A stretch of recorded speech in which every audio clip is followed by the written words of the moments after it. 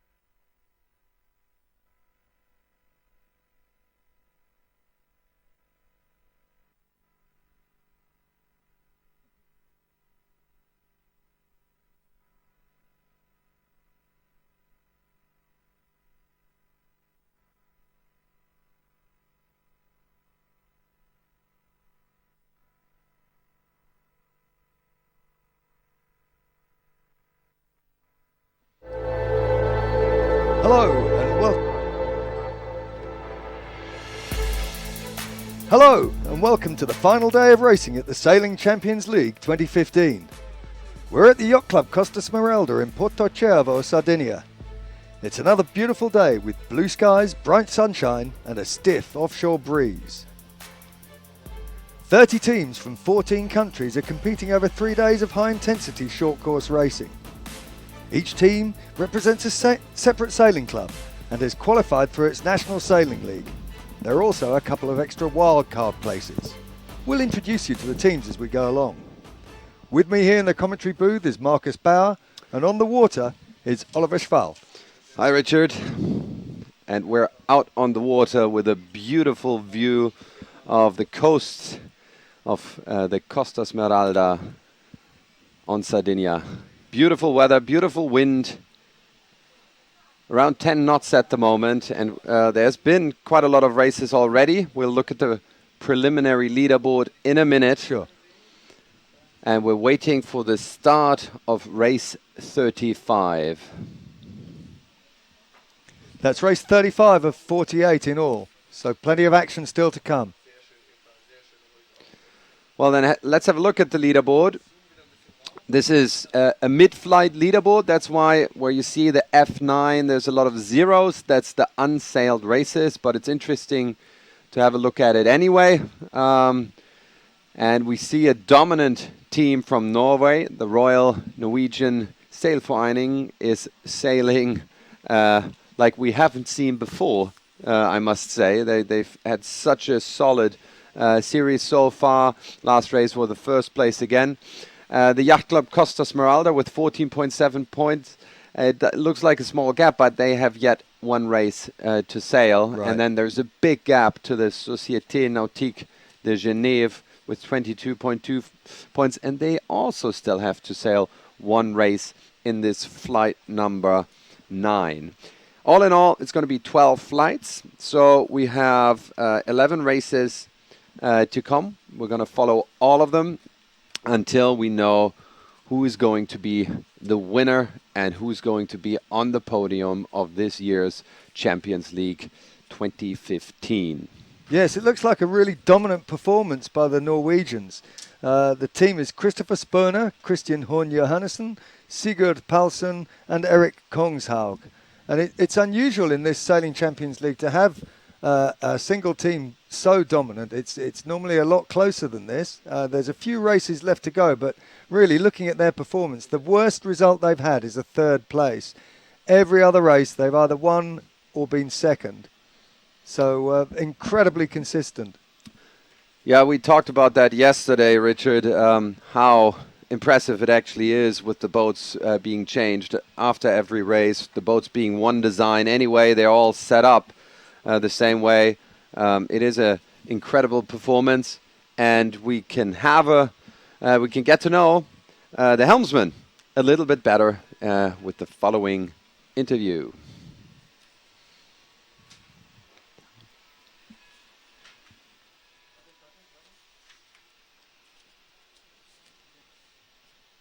Coming up in a second. Because of my guys, we are just having a wonderful day here in Sardinia. Obviously, it didn't make many mistakes today. It was very tricky. We had a lot of wind, and in between the wind was gone, but you were very, very good series. So how did you make that? No,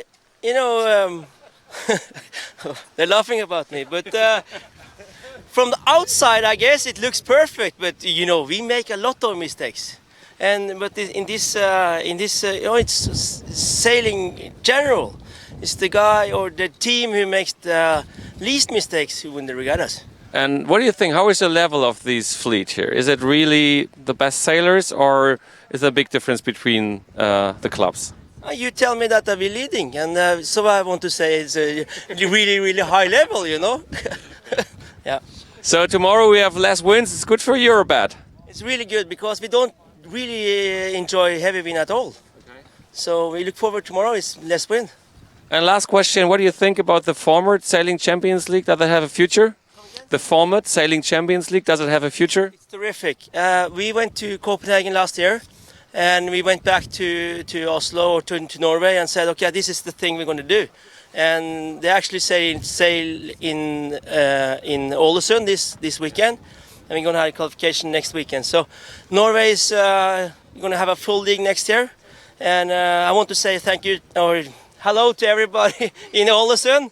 Here in Sardinia, it's the same degrees in the water as it's blowing knots, Thank you very much. Yeah, thank you, and congratulations. That was Christopher Spurner, very sympathetic guy, great sailor. Amazing performance so far, and he's got less wind today. That's what he likes. Yes, it was interesting that he said they didn't like the strong wind, because it seemed to us looking at them that their boat handling was so much sharper than the others, and that's what was allowing them to get out of trouble.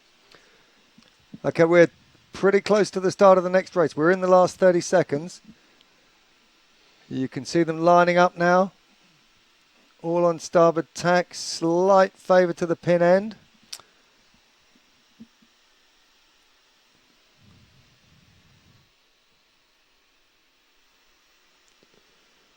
Oh, there's a few people gone past the pin.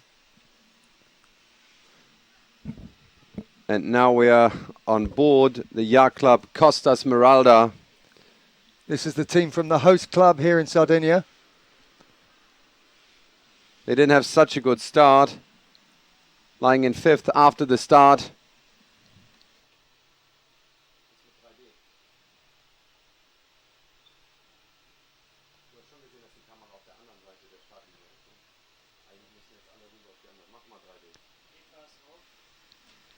But they've already made a little bit of a gain according to the leaderboard.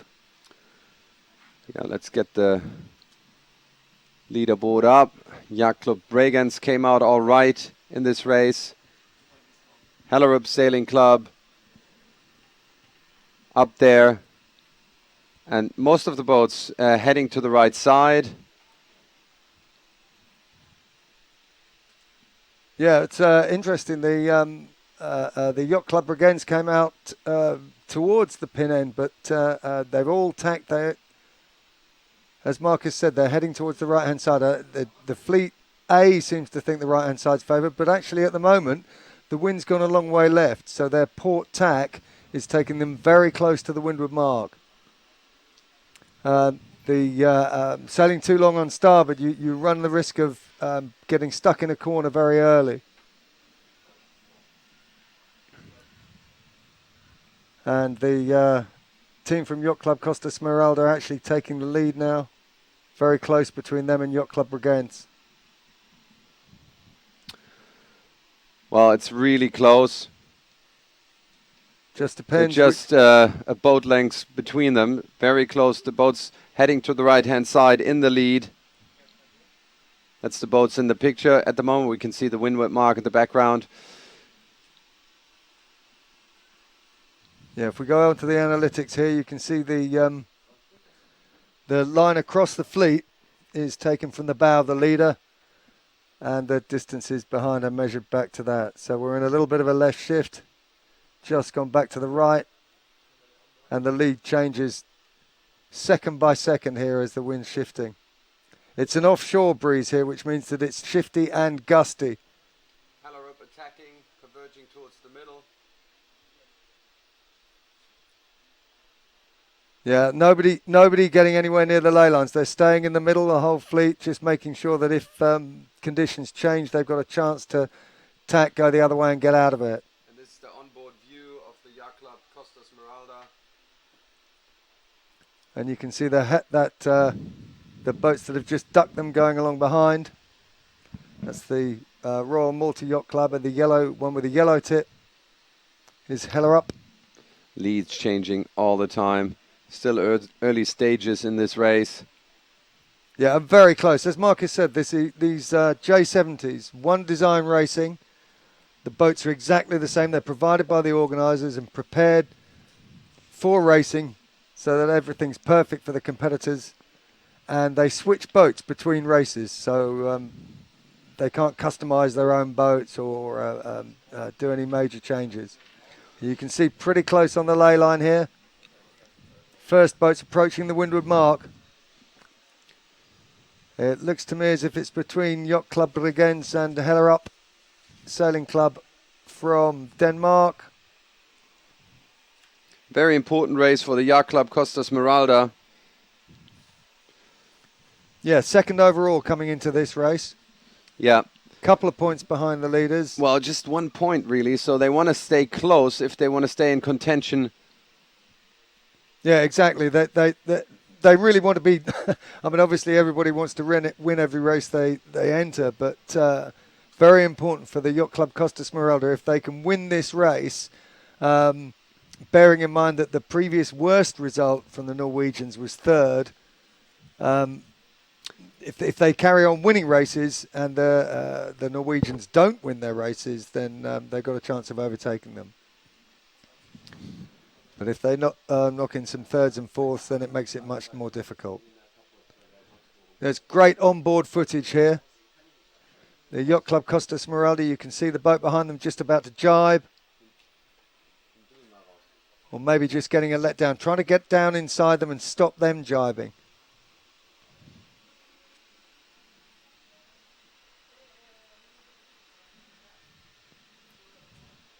And it's actually, the wind has shifted so far to the left that the boats are heading straight down. Yeah, that's a to shame. The gate. That's a shame. They can lay the leeward gate in one, which removes a whole raft of tactical possibilities. Little bit processional here. I don't know if the race committee is going to move that windward mark before they do the next beat. We'll wait and see. It actually means that your only opportunities for overtaking are by superior boat handling, doing tighter mark roundings, keeping the boat going faster. Much more difficult to overtake when they're on the tactical. And we can see the boats going around the left-hand gate mark there. And all of them will take that mark because the line, the course is so biased to the left now.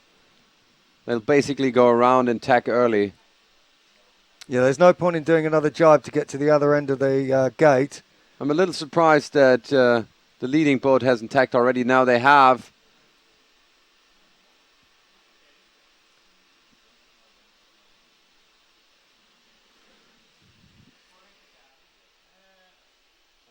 Yeah, and the Yacht Club Costa Smeralda coming round third.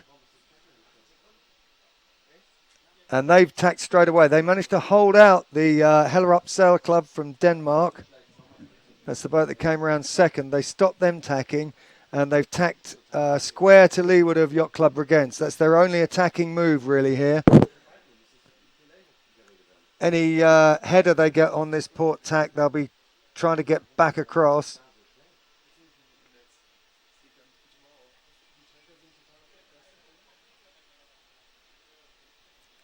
So they're looking for a right shift to bring them closer to the leader. And the wind is going a little bit right now. In fact, almost the furthest right we've had it all day. And the wind speed today, about 10 knots. A lot less than yesterday. Yesterday was gusting 10 to 20 knots and occasionally over 20 knots. And that made it very difficult for people who weren't used to these sports boats, hadn't done much practice in the sports boats and their manoeuvres. And obviously, although we saw Christopher Spooner saying that they preferred the light winds, their boat handling was exemplary yesterday. Never got into any bad trouble and always made sure they completed their manoeuvres very smoothly.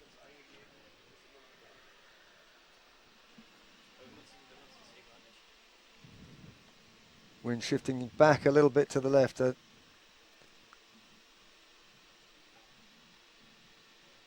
Yacht Club Costa Smeralda Only 22 meters behind. Still in striking distance to the leader. And they're going a little bit faster now. Yeah, there they go. They've put the tack in. They're coming back towards the leader. There's the battle between first and second. Okay, so the leaders crossed them and tacked. And it's only 6 meters between them. They're getting up near the ley line. Wind shifting to the right again. That might allow the Yacht Club Costa Smeralda team, the team from the home club here. You'd expect them to be familiar with the vagaries of the bay. They can't lay the mark yet. But they are getting closer to that boat to windward of them. That's the boat from Yacht Club Bregenz from Austria. Aarhus is coming in from the left-hand side. We can see that down in the mini-map. I think they are going to lay. I think they're going to pinch up to lay this mark. They made it. They made it. That's great racing. Great sailing from the Yacht Club Costa Smeralda team. They kept the pace up. The leader actually crossed them and tacked, but couldn't consolidate on their advantage because the Yacht Club Costa Smeralda had done such a good ley line tack. They were a little bit short, but they were able to close up, squeeze up towards the Yacht Club Bregenz and then get round the mark and get away first. So now they're shooting down from the windward mark with the asymmetrics up. And you can see that Yacht Club Bregenz is trying to get down to leeward of them and hold them off. That they've actually done a good attacking move there. Yacht Club Bregenz is managed to work their way to leeward. They're just out of shot on the right-hand side of the picture now. We can see it in the mini-map bottom right. There they are. They're definitely still attacking. The difficulty for Yacht Club Costa Smeralda is that they have to be able to jibe and get across the bow of the boat behind, which has right of way on starboard jibe. It looks like they've managed to work down now, and Yacht Club Bregenz has had to come up. So advantage back to the Yacht Club Costa Smeralda. They could jibe if they need to. But at the moment, with the wind being this far left, and again it's just shifted back to the left again, definitely advantage to the leader because all they have to do is come straight down through the finish and they've won this race. Put another one in the bag. Now if they do win this race, they'll be within 3 points of the overall leaders with 3 races left to go for each boat. It's still a difficult, still a big ask because they rely on other people beating the Norwegians, and so far they've looked pretty invincible. As I said, they had a string of firsts yesterday, 2 seconds and 1/3 out of 25 races.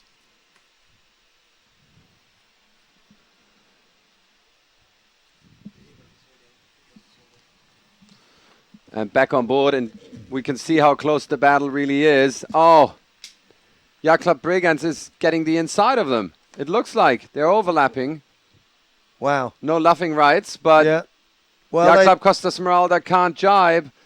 well, they might not have to. They're going. The wind's just gone back to the right, so I think they are going to have to jibe. But they've managed to work out, get clear ahead of Yacht Club Bregenz again. But Now they might be clear. Can they jibe?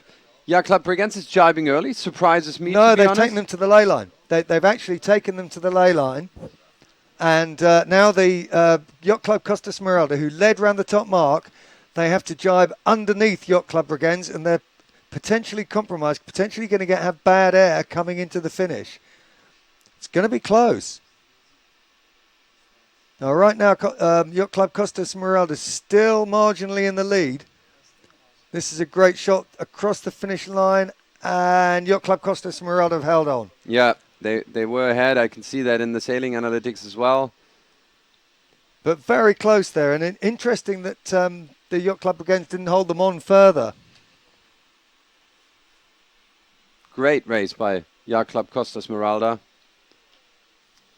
Okay, so the Yacht Club Costa Smeralda from here in Porto Cervo, Sardinia, the Italians won that race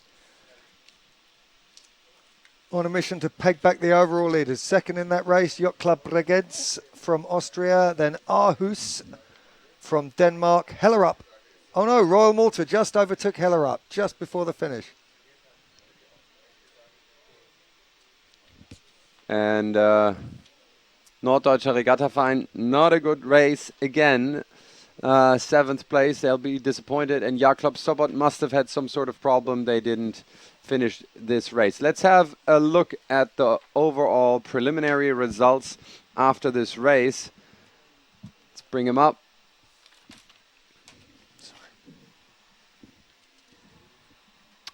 Here they are. Norwegians in the lead, but closely followed by the Yacht Club Costa Smeralda with another win. I think we're in for a very interesting battle between these two. 3 races to come for all of these. All in all, we still have 10 races, 3 flights with 4 races each, plus the last race of the current flight number 9. The Société Nautique de Genève will have to put in a bullet or a second place now to stay close to their rivals, and then it's really, really close behind. The battle for the podium is on. It's going to stay very exciting in the races to come. Richard, I'll try to get a voice from Oliver out on the water to find out what the conditions are like out there from his perspective. Yeah, good idea.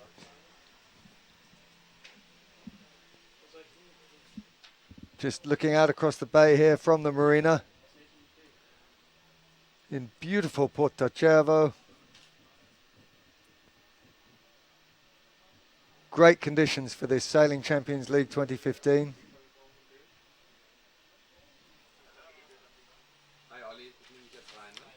And it looks as if we can go to Ollie. Hi, Ollie. So, what's it like out there? We saw the last race, another great performance by the Yacht Club Costa Smeralda, but tell us a little bit about the conditions out there. What's it like to race? Well, I mean, the start was really, really close. So there was a lot of umpire decisions had influence into the starting situation. The Danish, for example, was pretty close. The wind's really decreased. So we are down to probably not more than 8 to 10 knots. Very, very shifty. But in the very end, I mean, the performance of Yacht Club Smeralda was really great. They didn't make any mistakes. I think they were second at the first mark, and then on the second upwind course, they made a really, really good deal, and they were 1 boat playing ahead, and they kept it until the finish line. So I think it was very interesting to see. what definitely will happen now that the teams who are a bit lighter, they have definitely a kind of better boat speed today. It's not blowing like the days before, which probably can mix the overall fleet a little bit. But the Norwegians, the race before, did a good performance. Meralda again, so we'll be very close. But I think it's good for the light teams that we now have a bit of lighter wind, a bit more shifty. Will be interesting to see how the last races will go on. All right, thanks a lot, Ollie. Talk to you later. Okay. Bye. Bye-bye. Yes, it's interesting that the two leading teams, that's the Norwegians from the Kongelig Norsk Seilforening and the Italians from the yacht club Costa Smeralda, they're both Melges 24 aces. Mario? So they've come from the Müsste jetzt very high funktionieren. competition, Melges 24 international class, and Ja, genau. they're able to transfer Müsste es those eigentlich gehen. skills to the J70 asymmetric keelboat. And Ja, I think genau, sind wir positioniert. to a great Ich extent gleich it's their dann auch- boat also versuche handling dann and gleich their Aufnahmen sense zu of machen, gute Bilder. driving the boat a bit smooth around the boat that have made the difference here. Yeah, and obviously working together as a team Sound is for a on, long yeah. time Müsste laufen. makes a big difference. Yes. An interesting part Danke. of the format is that in order to compete together, you have to be a member of one club. This is a club battle. Right. So team members need to be a part of that club for quite some time. I don't know what the exact period is, but you can't just buy or assemble a team as you like. You have to be representing your own club. That's a new challenge in sailing, I suppose. So there's no transfer window in this sport. Well, the successful clubs can't just go and sign up a new sailor to become I part think of their team. I think it's going to happen. I think it's gonna happen. It's getting ever more professional already. The league in Germany is in its third season, and we see clubs buying boats, clubs organizing training camps, Sure. and But tell us a little about the league infrastructure in Germany. How long's it been going over there? Well, like I said, it's the third season. Bild ist auch da. The format is really successful. There's 18 clubs in the Bundesliga, just like the 18 football clubs in the sailing league, and there's a second league already. Wow. And there would be enough clubs to do a third one as well. Teams have to qualify. If you're in the bottom 5 after the season, you have to go to a relegation round and qualify for the second league, or hopefully stay in the first league. It's a copy of the football league system, and that's been so appealing that many countries copied the format. One of the first was Denmark, but now it's in many more countries: Sweden, Finland, Norway, Austria, Netherlands is starting, Poland, Russia has a league, and it's growing and growing. It's a real movement. And there are leagues proposed for the USA and the UK for next year, I understand? Yes, it's really spreading everywhere. The system is very appealing for the sailors. The one design part of it, and also the ease of competition, if you like. You just travel to a location, the boats are provided, they're all one design. And yeah, it's just a very high level sailing battle going on. It's very condensed. You know, you have 48 races in 3 days. But I think it's a format that we're going to see for a long time to come. And just a reminder that the first flights this morning were part of the International Barts Bash 2015. Barts Bash named after Andrew Simpson, who tragically died So while bleiben auf der practicing Position. on the Artemis Americas Cuppa in 2013. And in his honour, top sailors from all over the world have arranged Barts Bash racing at their home clubs. A lot of them doing it for charity, with all the proceeds going to the Andrew Simpson Foundation. And the first flight this morning was for Barts Bash. We're almost ready to go into the last race from Flight 9. we'll go back to the overall leaderboard once we've finished this race. It's about a minute to go. I'll quickly run through the teams in this race. In boat number 1 is the Société Nautique de Genève. In boat number 2 is Wir müssen gleich doch noch wechseln auf die linke Seite, aber erstmal noch the hier bleiben. Stavanger Seilforening from Norway. In boat number 3, I'll come back to the boats. You can see that the competing clubs in the top left-hand corner. We're in the last 10 seconds before the start.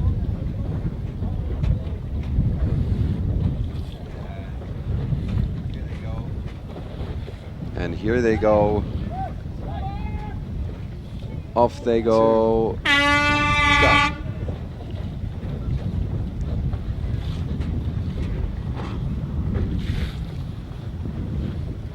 Okay, wir müssen auf die linke Seite irgendwie And kommen. Okay, looks like the yeah, again very close. Everybody's come off close to the pin end. It looks like it's still a very heavily port-favoured beat. So they've all come off the line and tacked straight away. major shift to the left. Ja, Major shift to the left. They're actually laying the windward mark. Seems to be very difficult conditions out there right now. Yeah, obviously quite difficult for the race officer with the wind shifting 30 degrees one side to another. This is a great shot across the bows of all the boats, all lined up.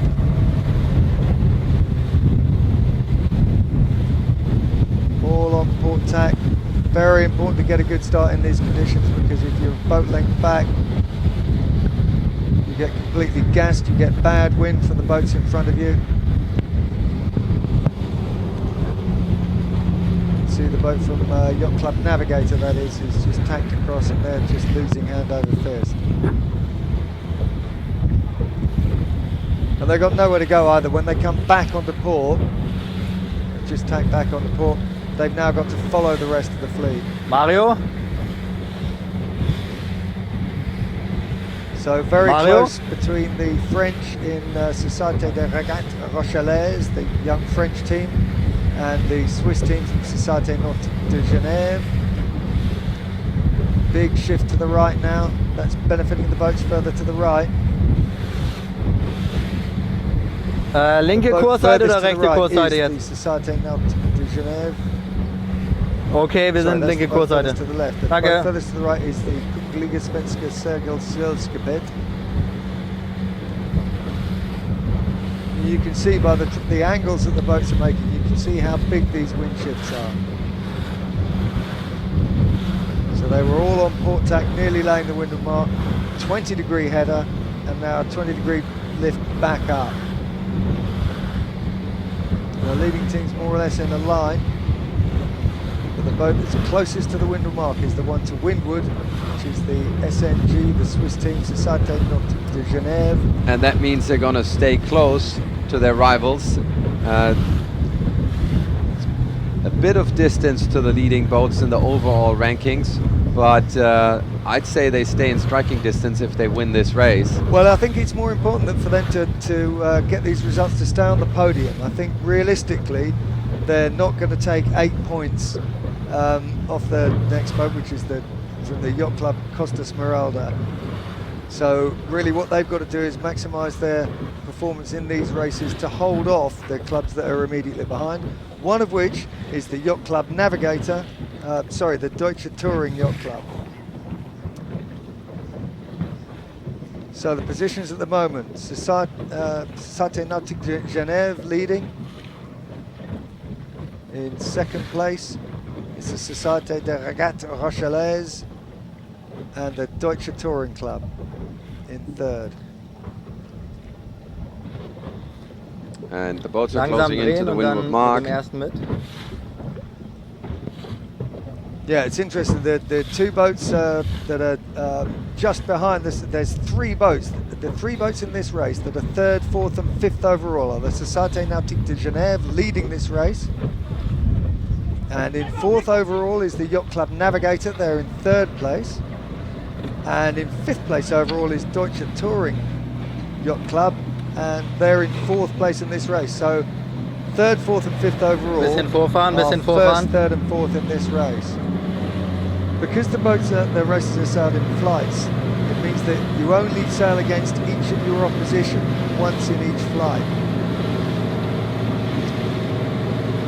Or, sorry, put it another way, you may not sail against the key opposition. There's a protest now. That's on board. The Deutsche Touring Yacht Club. They're protesting. They're in 4th position. No, actually dropping down to 6th. I'll check in a second what happened there.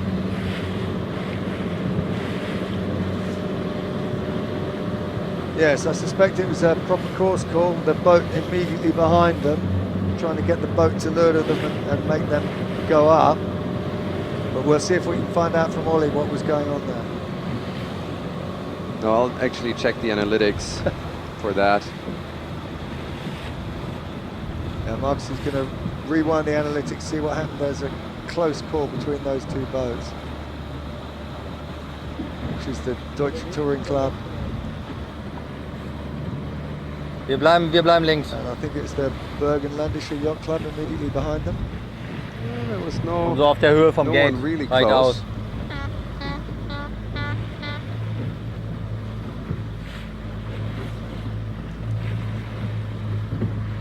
Maybe there was a Neue little laughing Bahnmarke, battle ne? there Gelb, glaub ich. with the Yacht Club Navigator with the Russian So, boat. hier bleiben, nicht That weiter must runter. have been it. Langsam drehen. But I don't think anybody got penalized. Well, the teams No, obviously... nobody got penalized. Okay. The teams will be aware of the overall position. We're looking at the leeward mark rounding now. Yeah. Société Nationale de Genève. And we can see in the Round the mini-map leeward how wir sind wieder skewed drauf. this course is. We will see Mitgehen attack mit dem very, ersten. very soon by the leading boat because they can probably already lay the mark. I'm amazed they haven't tagged yet. Yeah. This is another procession. They need to shift the course in the next race. Yes. Well, I mean, this is interesting because at the moment the Société de Régate Rochelaise, that's the young French team, are... I don't know where they're going. Why do they go so far? You know, you would expect them to tack already. Mitgehen, mitgehen, Yeah, mitgehen. I would have expected them to come round the leeward mark, luff up and tack in one movement. Because you don't want to get out there. They're gone now. Okay. Ja, nicht vor den Längs. And So amazing bleiben, so that the bleiben. French are sailing along behind them. I'm seeing in the background the boat with the yellow top to the sail. That's Yacht Club Navigator from Russia. And to lure to them, the Deutsche Touring Yacht Club. They came straight round that leeward mark. Oh, they actually just shifted the course. So We have a change of course. Okay. there's a replacement mark. And that's why they went a little further.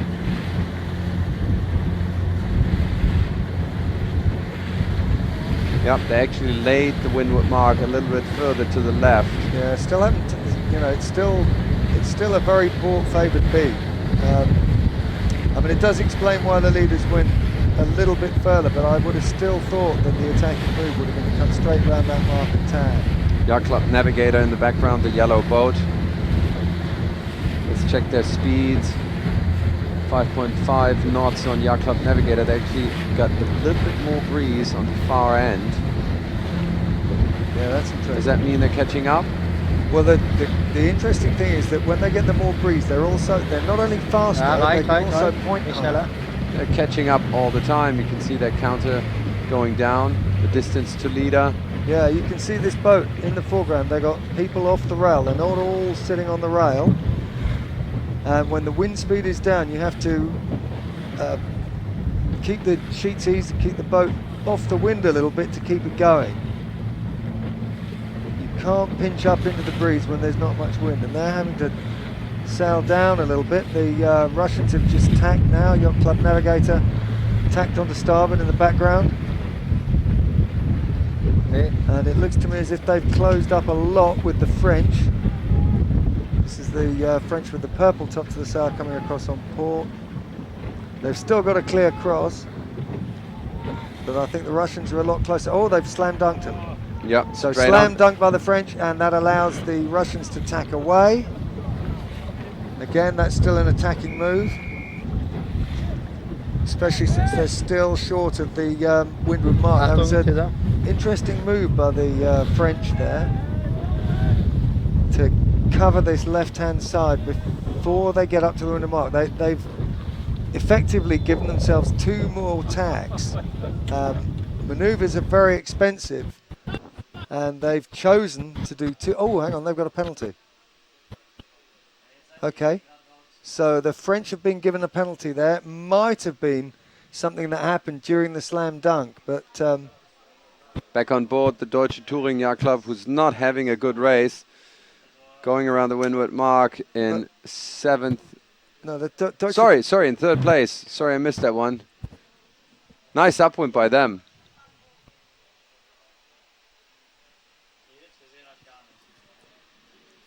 And the Société de Régates Rochelaises, they had to do turns.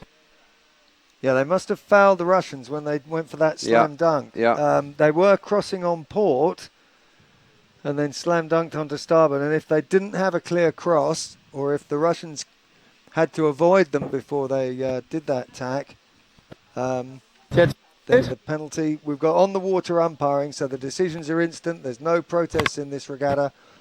And if the umpire says you're in the wrong, you've got to do the turns. So, still on board the Deutsche Touring Yacht Club. That's Julian Stöckel, and he's the current leader of the German Sailing League. Right, all the teams here have qualified from their positions in their national sailing leagues last year, and the Champions League next year will be the winner of this year's plus 1st and 2nd in the national sailing leagues. Julian Stöckel, very talented youth sailor, won German championships in the 420 and the 470 in the youth classes. Yeah, he's one of the youngest skippers here. Julian Stöckel, Patrick Follmann, Phil Blin and Luis Taraboccia.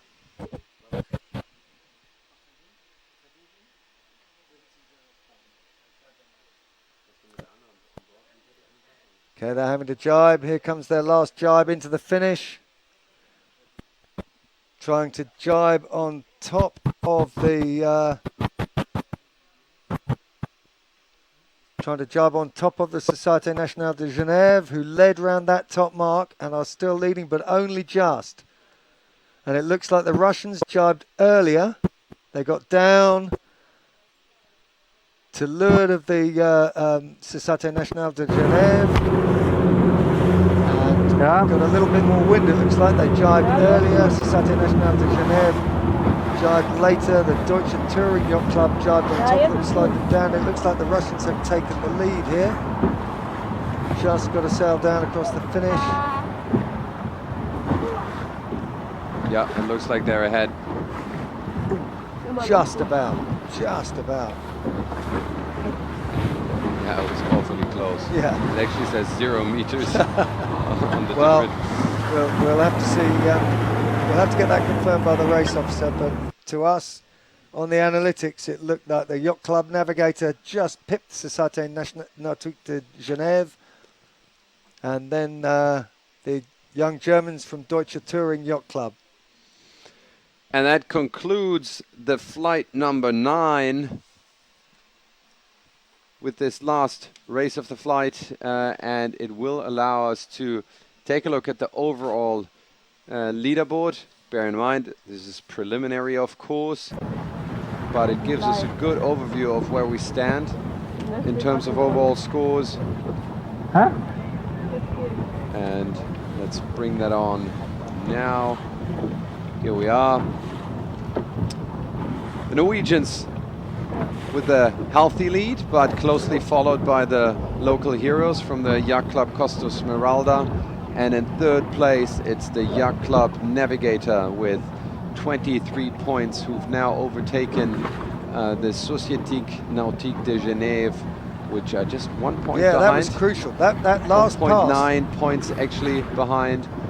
And the Deutsche Touring Yacht Club not much behind either, I think No, but it's interesting. That was the order they finished that last race. So the Yacht Club Navigator, the Russians actually pulled themselves up 2 places by winning that last race, and they put a point on the Société Nautique de Genève and 2 points on the Deutsche Touring Yacht Club. So that's got them into the 3rd position at the moment. So the battle for the 3rd place on the podium is really hotting up. Well, there's a hot battle for winning this regatta with the 2 first clubs currently, and I think there's a very interesting battle for 3rd place, but it's far from over. I can still imagine Yacht Club Navigator catching up and climbing into 2nd or maybe even 1st if the Norwegians run into some sort of issue. But they said that they would like the light, that they do like the light winds, and so far it doesn't look like they show any sign of weakness. Let's look a little further down the leaderboard. What's happening way at the bottom? Let's go through the midfleet very quick. Not a good regatta for the Verein Seglaus am Wannsee, who's been fairly dominant in the German league.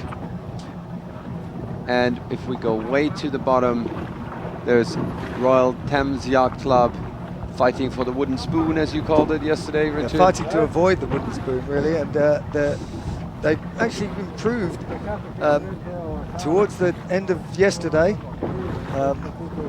Must be very physically fit. They were able to maintain their performance throughout the day. And at the bottom of the leaderboard, we don't want to pick on it too much, but there is also a Norwegian boat. They're on the way top and on the bottom. They are bookending the leaderboard, Marcus. They've got 1st place and last place as we look at it right now. All right, that concludes flight number 9, and we're going to take a tiny break. Let me check when the next race is on. It's currently not scheduled, and we're going to take a very short break and be back in just a few minutes for flight number 10 and race 37.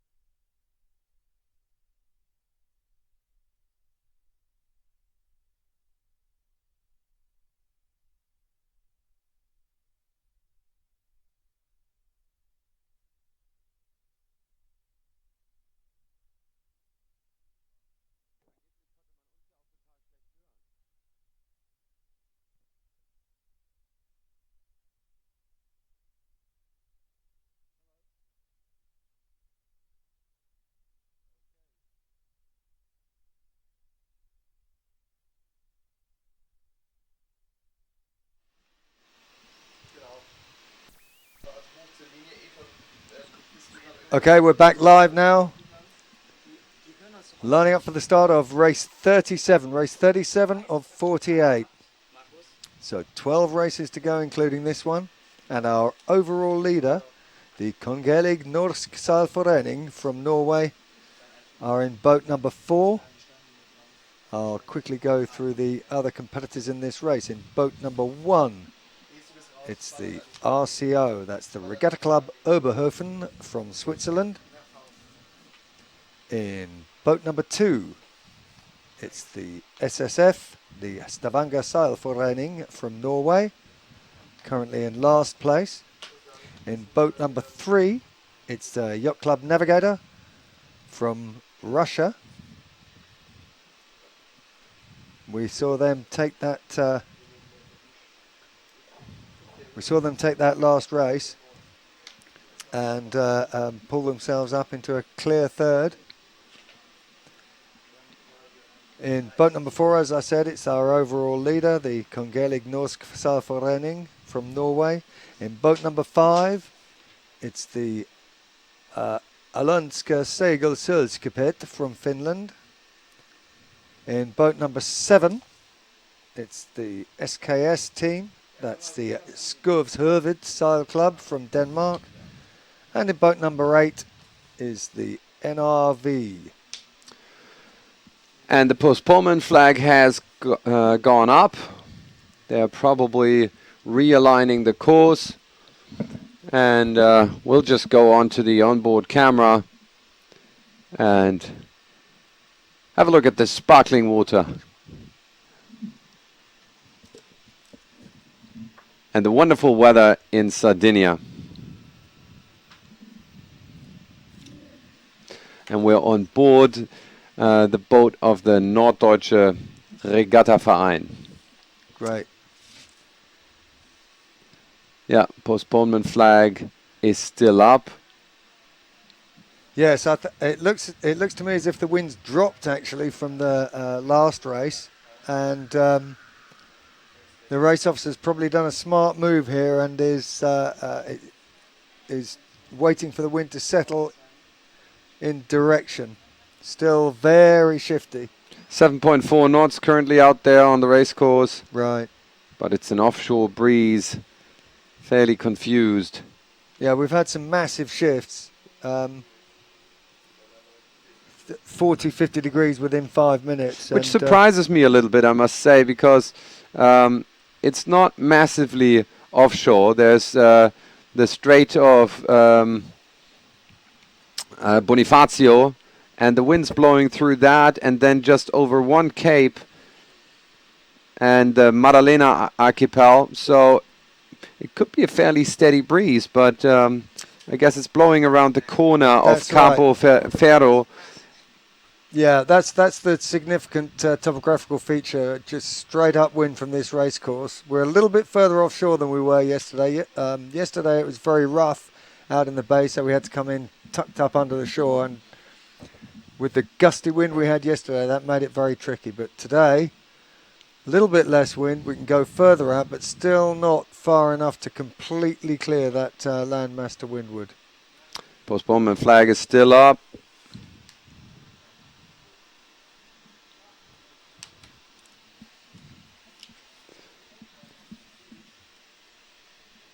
And we can see the sailors waiting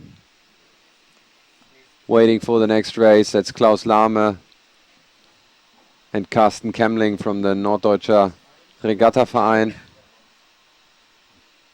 They're discussing what's going to happen next.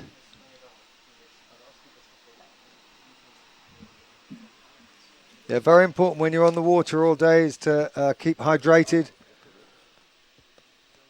and make sure that you've had enough food in the morning and keep snacking. Little and often is the way to go. Jibe now, so we get another beautiful panoramic view of the water from this camera that's mounted on the starboard side of the boom. So we're looking straight downwind now. Some of the support boats, that's an umpire boat.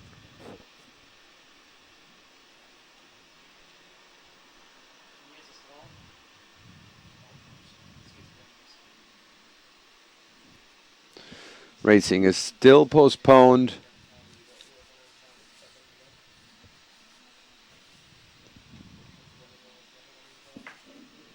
I'm going to give Ollie a call out on the water and see what he says. Maybe he's got some information why we're postponed.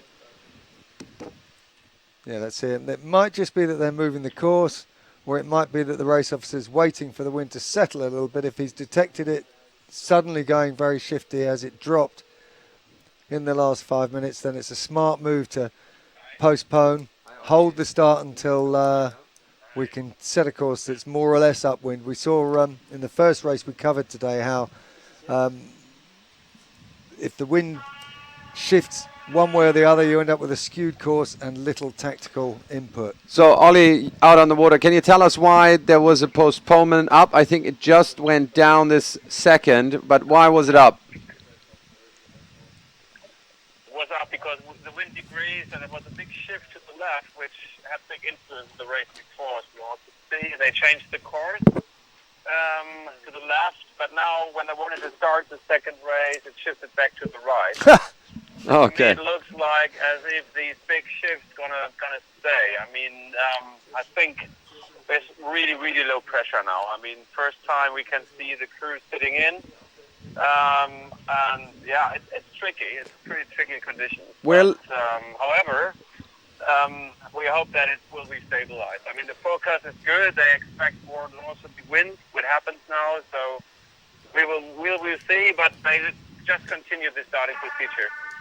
We were a little surprised that the wind is so shifty because looking at the larger topography, it looks like the wind is blowing through the Maddalena archipel and just around Cabo Ferrer.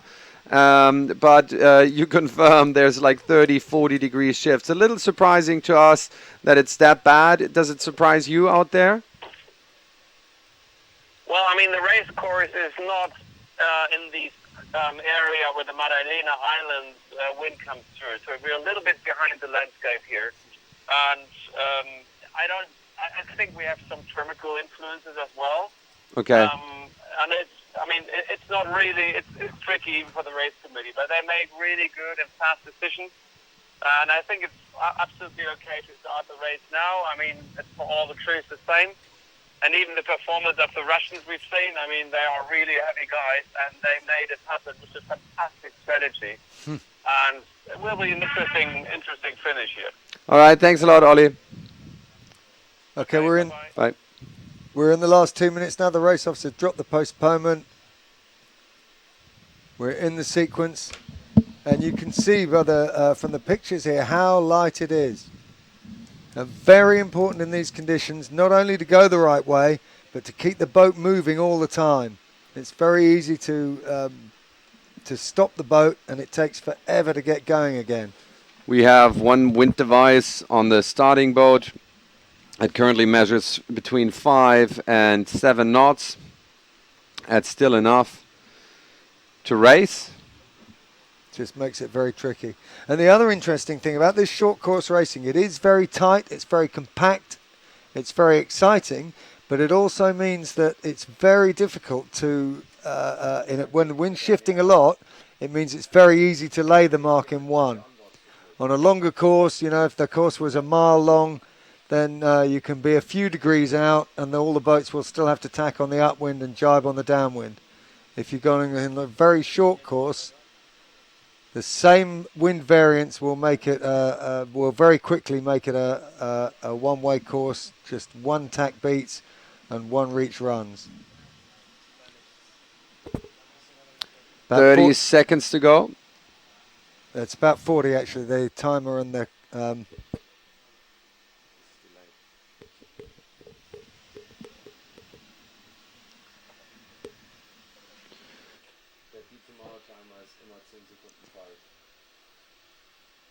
We're in the last 20 seconds now.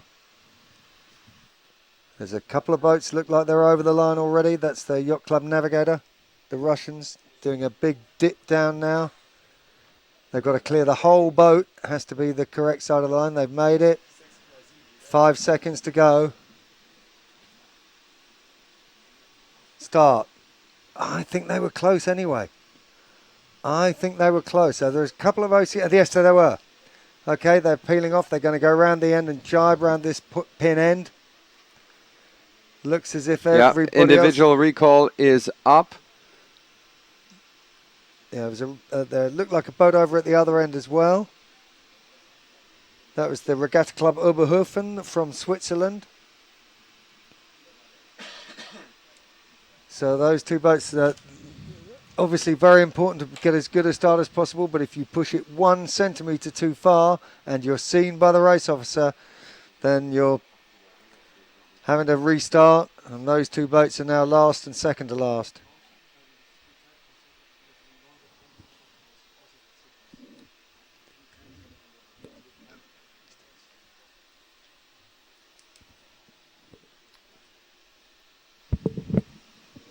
So this is boat number 9. That is the replacement boat. Ah, right. So that's Stavanger Seilforening. Yep, that's currently the wooden spoon. What do you call it? They're in last place overall coming to this race, but actually, looks like they did a good move there. There's still boats returning in the background. That is very, very late. Yeah, Regatta Club Oberhofen has gone back way too late. That's because the X-Flag hasn't gone down. I think it's the. You might be right. Finns, actually. Yeah, it's the Finns. Alunska Selskipet from Finland, and they must have realised they were pushing it. The sequence is that if any boat is over the line at the start, they fly an X flag for 1 minute. And as soon as all the boats that were on course side at the start have returned, they drop the X flag. So if you see 2 other boats go back and they don't drop the X flag and you think you were close and the X flag doesn't come down, then you're fairly sure it was you, and they're going back to make absolutely sure. Obviously, they're going to be in last place after this.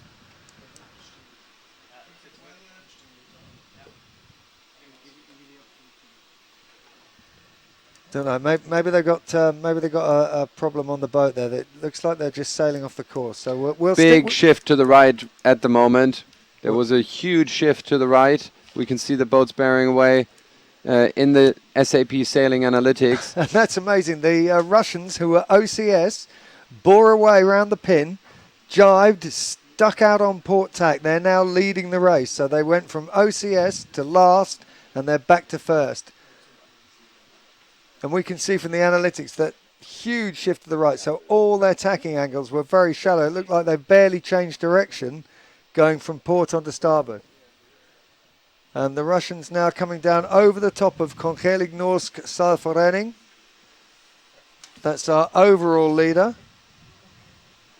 So the overall leader, the Kongelig Norsk Seilforening, who have won most of the races they've done, are down in second place at the moment. Yacht Club Navigator working to try to preserve their third place overall. They're going for an immediate jibe set. And it looks like a bad hoist on board KNS. It actually looks like a bad hoist on both boats. That's amazing. Okay, the Norwegians, the Norwegians synchronous. Get their cut out first. So they came around second. Both boats jibe set. Both boats had a bad set. But the Norwegians, our overall leaders, at the moment have passed the Russians. The Russians still haven't got their kite right up. I think they let it down from the head a little bit to get that wrap out. And now they're back sailing, but they've lost the lead.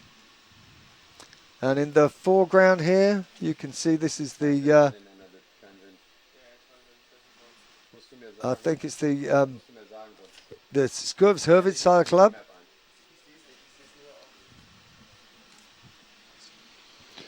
Skurvshuvud and Norddeutscher Regattaverein in 4th place. Regatta Club Oberhofen in 5th. Stavanger Sailvereinigen in 6th. And the Finns, Ålandska Sällskapet in 7th place. Norwegians taking the lead. Yeah, the Norwegians again demonstrating superior boat handling. And the wind has shifted so far to the right that at the moment the Norwegians could lay the gate. It's going to be close. But there's much more wind on the close side. Much stronger breeze on the close side, actually. Yeah, this is going to be very interesting. These leading three boats coming down in a line. And there's a luffing battle behind the blue spinnaker and the spinnaker with the blue top. It's going to be really close. Yeah, that's now the Norwegians are going really, really low. They're packing up now. Nobody going for the right-hand mark. Okay, so the Norwegians are round. KNS round first. Yacht Club Navigator, the Russians in second. And Skovs Hurvid round in third. That's the other gate mark in the foreground. Then Nobody wants to take that. The wind has shifted so much to the right. And the Norwegians have tacked. The Russians have tacked. And they're probably laying the mark again. I'd be surprised if the race officer doesn't lay a new mark. Yes, he has. Way to the right, he has laid a new mark. Actually, so far to the right that they can almost tack back. Yeah, who'd be a race officer in conditions like this, eh, Marcus? It's a difficult enough job at the best of times, but when the wind's shifting 30, 40 degrees within a couple of minutes, it is very difficult. It makes it tough to lay a course. It looks like this is the stronger breeze, though, and the position of his new mark way further right has actually brought about another true beat. The Norwegians are tacking. Not sure if the Russians are tacking as well. Yeah, they've got a lot of separation.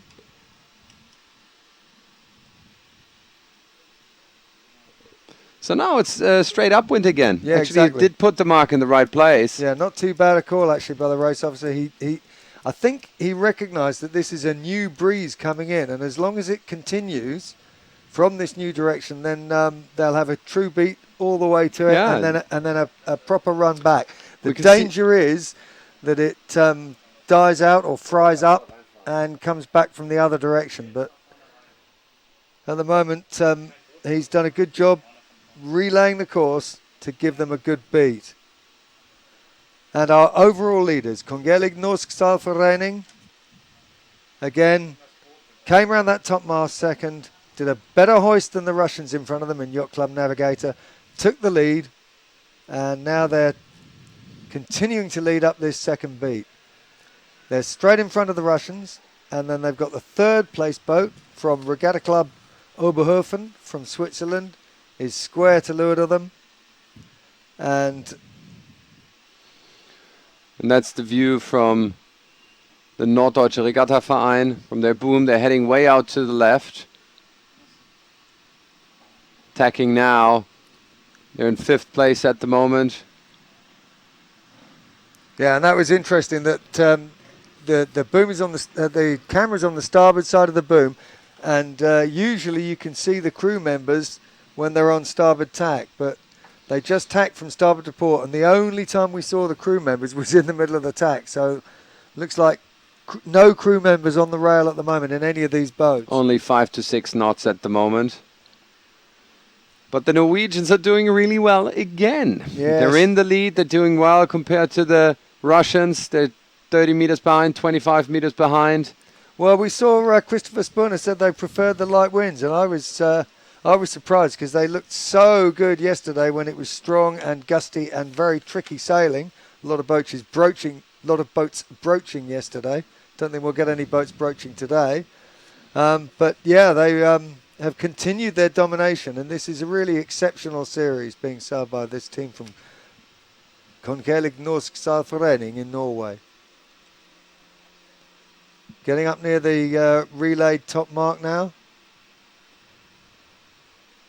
The leaders coming back across on starboard, and the Russians having no option but to tack and follow them. And they can't lay the mark yet, by the way. They will have to tack once more.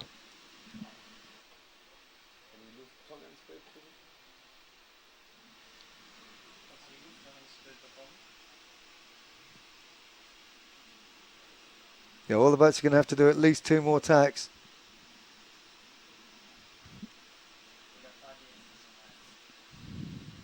That's the leaders tacking from starboard to port. You can see the windward mark just to the left of the picture there. See how long it took them to complete that tack? They put a bit of a roll on, all the crew members. Just a very little roll. They don't roll it very hard, I must say. I think they could get a bit more out of that, but who am I to say that? Yeah, we'll mention that to them afterwards, Marcus, at the prize giving. Yeah, you did well, but we think you could attack better. Well, they said yesterday they make lots of mistakes. Okay. It's about making less mistakes. Well, look here, and they've definitely made less mistakes than the Russians in this race and on this beat, because they're round the top mark, and the Russians still have another tack to make before they can make it to the windward mark and bear away. And the Regatta Club Oberhofen is coming in with a lot of speed from the right-hand side. Yes. They're probably going to roll them. I think they are. Yeah, RC Oberhofen from Switzerland, straight over the top of the Russians in Yacht Club Navigator, who are dead slow after their tack. And a good opportunist manoeuvre there by the Swiss. The Russians came in shy of the ley line and then had to do 2 tacks, one very shortly after the other, and that effectively stopped them dead right at the windward mark. And RC Oberhofen came straight over the top of them. It's thank you and good night from the Swiss. But looking now at our overall leader and the leader of this race, Christopher Spurner, Christian Horn Johannesson, Sigurd Paulsen and Erik Kongshaug leading this race and leading the regatta overall, consolidating their lead in the regatta.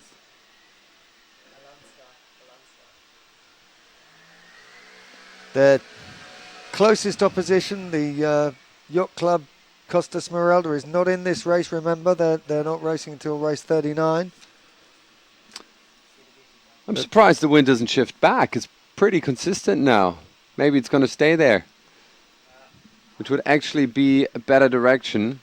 Yeah, a much better direction in terms of the topography. That was the forecast, by the way. The forecast was that the wind's going to turn to the north, and that's going to make it much more stable. Yeah, it's gone right a long way, and it looks like this is the new breeze.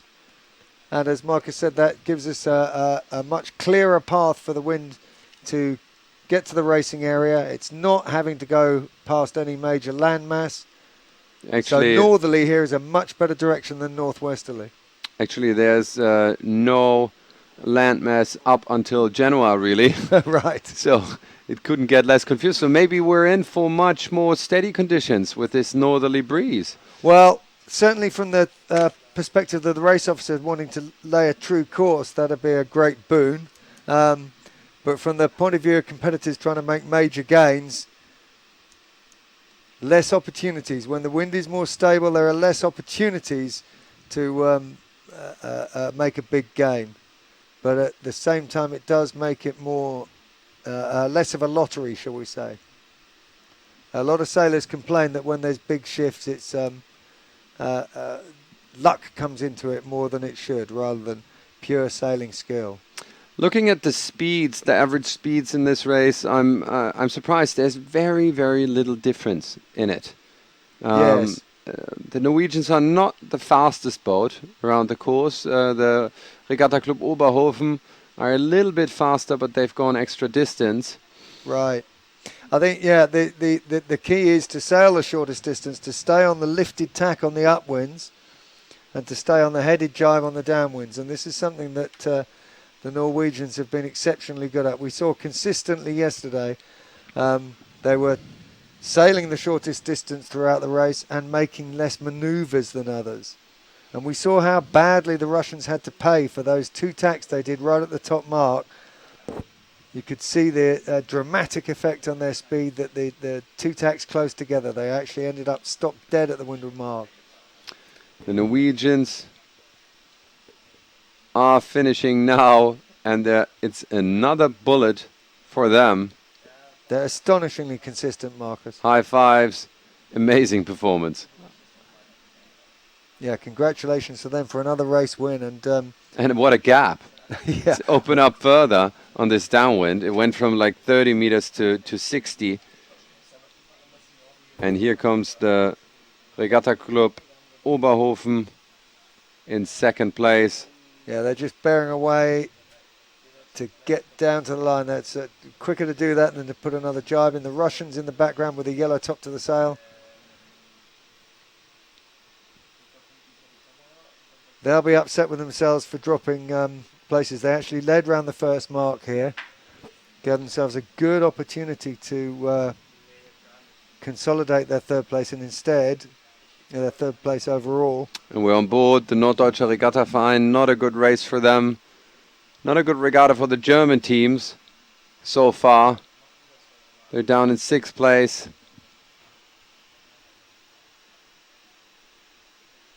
Which is really the last boat sailing in this race, because Orlandska is not, they've dropped out. We don't know why. Yeah, well, the killer for the Russians in Yacht Club Navigator there was that in going from first to third in that race, they've actually gone from third to fifth overall. So they've fallen off the podium, and they've only got 2 races left to put that right. And let's have a look at the overall results to see what this race has done to them. It's very preliminary, of course. And there's no race in from the Yacht Club Costa Smeralda, which is going to be part of the next race. So the overall results... The next but one race for YCCS, actually. Coming up. There you go. You can see the Yacht Club Navigator now in 5th place. They dropped another 2 points there. Yeah, but the 3 clubs ahead of them, they haven't scored any points yet. They're going to be in the upcoming races of this flight number 10. And a lot can happen there, but you got to give it to the Norwegians. They are very, very consistent. The worst place so far, a 3rd place. Yes. A string of bullets, string of first places yesterday. All first places, 2 second places, 1 third. Whoever says sailing is a game of luck is disproven right here. And the Yacht Club Costa Smeralda, it's going to be really interesting to see if they can keep up that performance level and stay close to the Norwegians, or if this next race is going to be the moment where they break away. Yeah, the Deutsche Touring Yacht Club, they're in 4th place overall. They'll be in the next race. And the one after that is Yacht Club Costa Smeralda and the Société Nautique de Genève, the Swiss entry. So they're 2nd and 3rd at the moment. Currently you're right. I thought the Yacht Club Costa Smeralda is going to be on in the next race, but it's the race after, right? Yeah, next but one. But the Deutsche Touring Yacht Club is in the next race. And they've got an opportunity, since obviously Yacht Club Costa Smeralda and Société Nautique de Genève can't both win their next race. So one of them at least is going to get at least 2 points. So it's an opportunity here for DTYC, the Deutsche Touring Yacht Club, to pull themselves up onto the podium.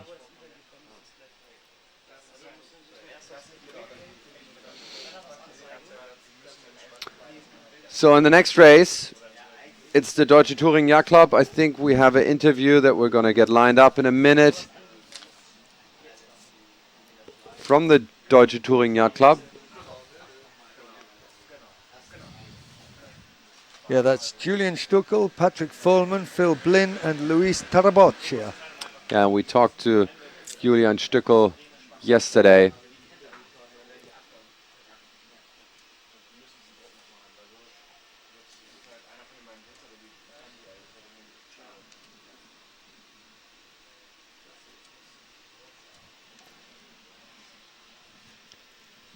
So 3rd overall, congratulations. How was the day? Yeah, thank you. We had a lot of fun today. Good races. One tricky race, which we didn't finish really good, but great day, great day. How is the level of the fleet? I think in the front it's pretty tough because there are some sailors which we know from the Pro Series, like Maxi Rolex Cup and something, and they're pretty good. But also at the back there's like a big fleet. Yeah, so. So you're more familiar with this league sailing than the others because, you know, short racing and everything. So what is your message to the world of sailing when it comes to league sailing? What do you think about it? Yeah, of course. I think it's a lot about the maneuvers, not too much about the speed, yeah, and probably small field tactics. And you have a strategy for tomorrow? Just have fun, do our best, yeah, do good maneuvers, of course, good starts, and then we'll be at the top, probably. Okay. So wish you all the best. Thank you.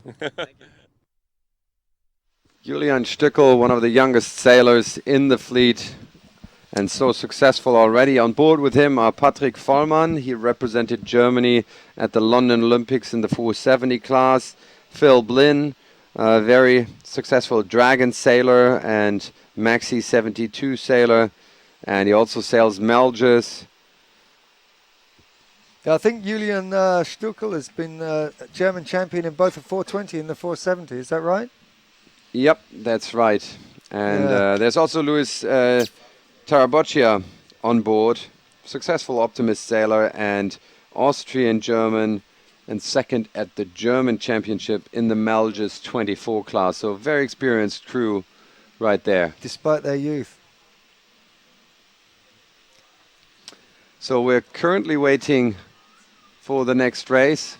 Can we just go back and have a look at the analytics for that previous race? Because the really interesting thing that happened there was that the Russians, there were 2 boats OCS at the start of that race, and the Russians had to bear away, jibe around the pin and punch out on port tack, and actually that turned out to be an advantage because when the wind went hard right, they were furthest right and able to take advantage of it. Let's have a look at it and highlight the Yacht Club Navigator.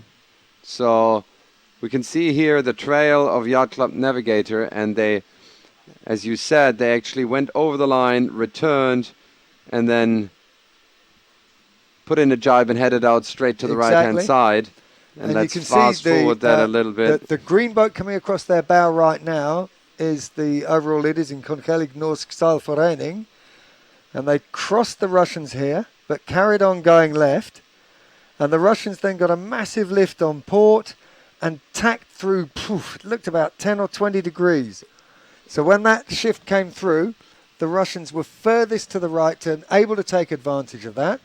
But now if we can zoom in on the top mark there, this is where both they and Königlich Norsk Seilforening both jibe set.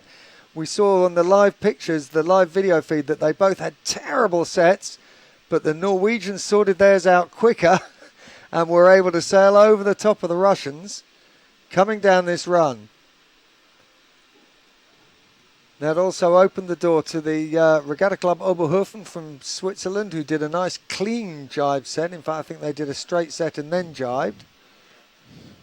Well, the 2 leaders were locked together coming all the way down this run. And it stayed like that. The race officer was very quick to spot that the wind had gone a long way right. He got a new mark laid quickly, ensured a true beat. Yeah, and he did a good job there. He's postponing now. I'm going to give Ollie a call again to find out what's happening out there. The wind seemed to steady up and come from the north, but I'm curious to learn what's going to happen, if he thinks it's going to stay or shift back.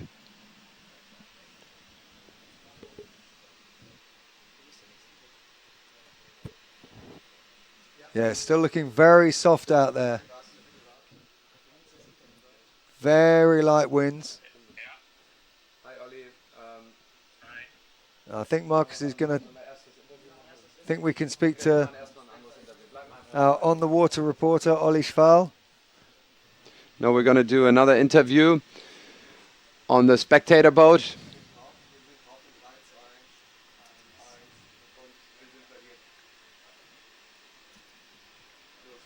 Kristoffer Spune from Norway. He's currently leading the Champions League sailing in the J70s in Costa Esmeralda.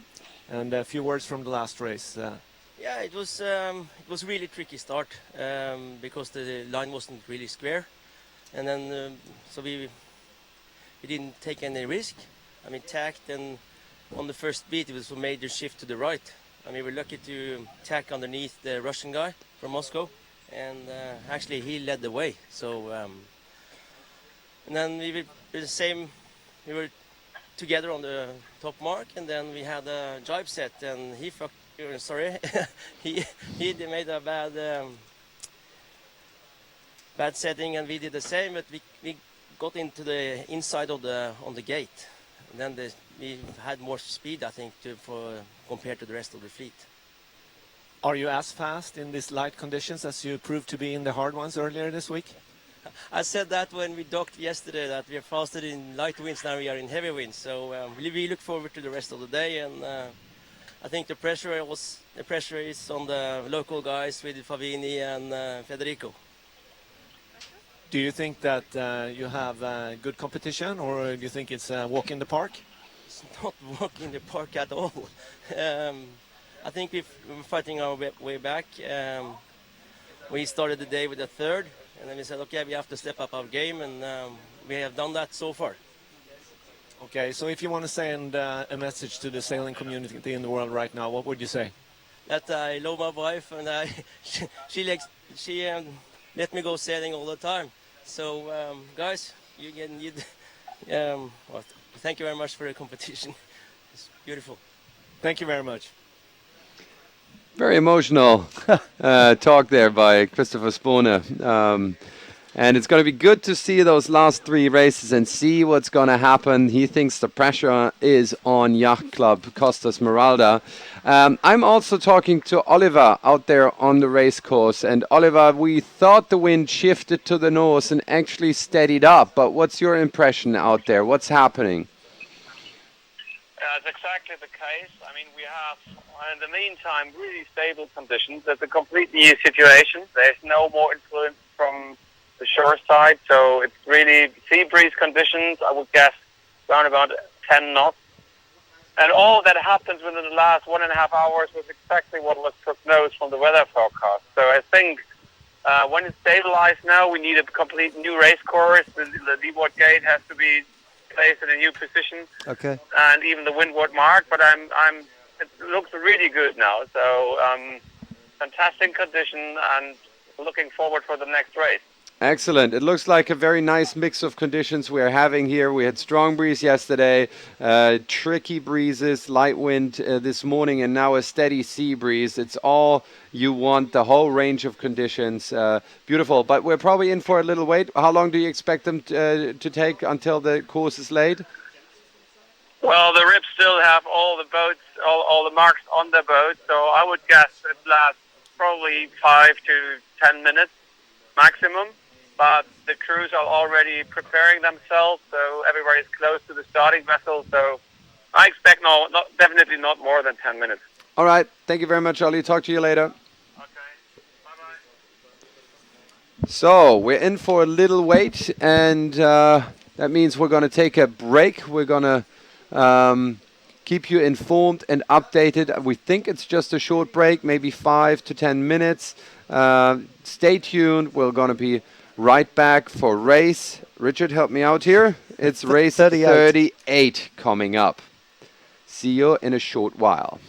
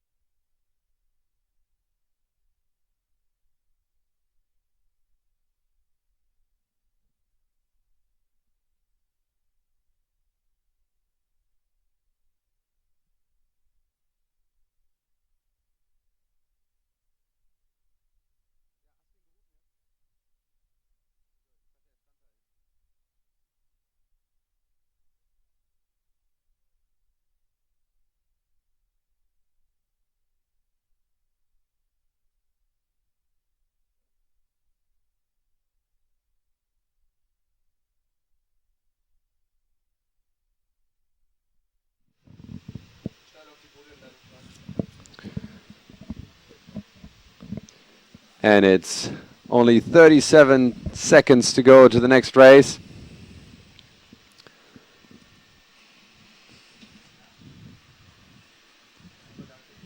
Boats are closing into the starting line. A little bit more wind now. This sea breeze has built a little bit. We're looking at about 8 knots now. It was less than 5 at sometimes in the previous race. All the boats lined up on starboard. About 20 seconds to go to the start.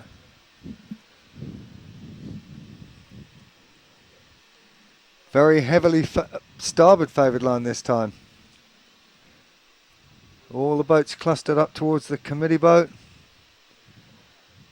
The KSS Kungliga Svenska Segelsällskapet furthest to leeward, and they're off.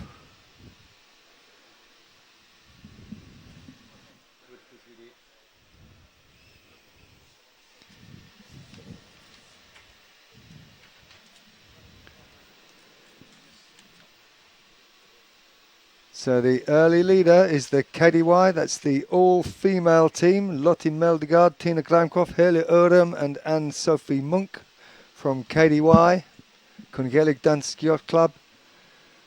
That, if you remember, was the yacht club that won this Champions League of Sailing in 2014. Very even start by the first 4 boats. They're just within 3 meters. Very close. Yeah, the Deutsche Touring Yacht Club, the young guys that we saw the interview with just a few minutes ago, starting to eke out a small lead, but still very close. You can see the that leader, the green line is the leader from the KSS, the Royal Yacht Club of Sweden.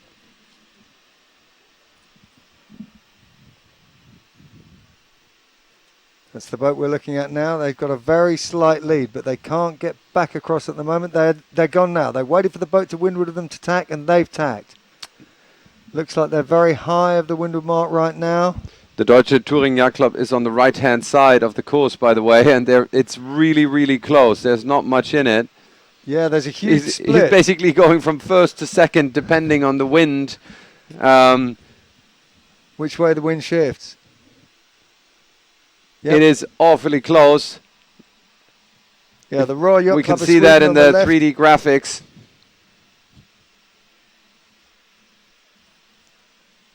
And right this second, the boats in the middle of the course look advantaged. And the boats over on the right, although they're in a lift, they're in a lot less wind. So the young guys from Deutsche Touring Yacht Club, they're just tacking on the right-hand side now. Yeah, but I don't think they're ahead. It looks like the boats in the middle are closing in.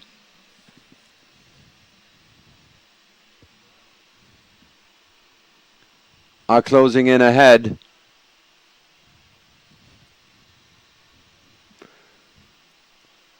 Yeah, KDY, the yellow boat there on your picture. That's they've got a very slight lead, but all the boats doing more or less the same speed. This is very close. All of them have got to do one more tack to get to the mark. KDY, the women, tacking now to starboard. This is live from the windward mark.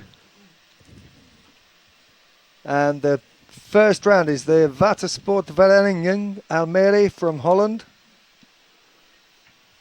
Straight set. Spinnaker goes up, straight behind them. KDY from Denmark. Bit of an issue with the hoist there. They've just got it up now. But you can see by the way the sails are filling, there's quite a lot more wind than there was in that last round. The last round the wind was less than 5 knots for quite a lot of the race. Made it very tricky, not only to know which way to go on the beats and which way to go on the runs, but also tricky to keep the sails filling. A lot easier to keep the sails filling here. And a couple of boats have jibe set. That's the KSS, the Royal Yacht Club of Denmark, and Pirogovo Yacht Club. Pirogovo Yacht Club is the Russians. They're furthest to windward on starboard. And the breeze is so much more steady now. It's between 20 and 30 degrees. Slight variations, but not much in it now. No comparison to what we saw in the earlier races. Now the massive 40 to 50 degree shifts. Okay, the KDY, the all-female team on KDY have jibed onto port. Looking like they're a bit soft at the moment though. The leaders, the Dutch from Watersportvereniging Almere, carrying on starboard, just putting their jibe in now. They're right on, and that's a good roll jibe by them. You saw how fast That was the Spinnaker clean, went yes. through. And there's the leeward gate. Looks like they're going to pick the, what do you think? Going left, right? They're taking the left mark. I think they're going to do a jibe drop here and then come out to the left-hand side, at least start off on starboard. They've got a decent lead here, actually. They've got plenty of time to harden up, get going on starboard tack, and put a tack in onto port just to cover the rest of the fleet. The wind is steadier now, and it's at roughly 7 to 8 knots. Look at that, the boat coming around the gate mark now. That's Pirogova Yacht Club from Russia. They went around the top mark about 4th, straight set, stayed out to the right-hand side of the run for longer, and they've taken 2 places into, they're now 2nd. And the women on KDY taking the other mark. They've gone round the right-hand gate mark as we look upwind. And as I suspected, the leaders, the Watersportvereniging Almere from Holland, have put a covering tack in. They did a short hitch on starboard, and now they've tacked onto port, because port is definitely the lifted tack on this beat. So they consolidated on KDY, and now they've gone back across to the left. So you can see them on the left of picture now. They've tacked back onto starboard to come back across and make sure that they cover the next boat behind them. Very important in these shifty conditions to stay between your main opposition and the next mark. And that's them tacking from starboard onto port. And again, I think they could probably have done a little bit of a bigger roll there, but they're through the tack and back up to speed now. Definitely shifted to the left here. It's a port-favoured beat. And just coming into view on the left-hand side of the picture there as we zoom out, that's the windward mark. And the Dutch are practically laying it. The Russians have put in another little hitch behind them, Pirogova Yacht Club. Okay, back onto live video feed. Live pictures. So the Dutch have pulled out a big lead. About 50 metres over the Russians in Pirogova Yacht Club. And the Russians are only about 5 metres ahead of the women in KDY, but there's a big split between them. So the women have got a lot of leverage over the Russians. If the wind goes back to the right at all, they'll be past them. That's them in the distance, tacked from port to starboard. Yeah, that's the KDY. We see him down in the mini-map on the right-hand side of the course. Yeah, it looks to me like they're going faster. I mean, well, look at the figures. The figures don't show. 5.5 knots, 5 knots now on the KDY. Similar on the first 2 boats. Spinnaker goes up on the Dutch boat, and look at the boat in front. There you go. Pirogova Yacht Club, they're coming in pretty quick. Yeah, so they've consolidated their 2nd place, and it looks like the KDY is still held on to 3rd. It looks like the wind came in from the left on that last beat. Substantial lead. And that's allowed the Deutsche Touring Yacht Club, the young German team, have pulled through to 4th place in this race. And that's quite important for them because they're in the top 10 overall. And they've got a chance. They've got an outside chance of getting onto the podium. Well, it's definitely worth looking at the results because this might actually be the last flight, possibly, because the window, the starting window, is closing. The deadline is 3 o'clock, and it's 20 minutes to 2. Probably not enough to do a complete, another complete flight. Probably just enough time to finish this flight. And interesting, you can see in this race the wind's definitely shifted left again. So it's now come into more of a northwesterly than a northerly, and that's allowing the leading boats to, in fact, the whole fleet to come down on starboard, and they're almost laying the finish on starboard jibe.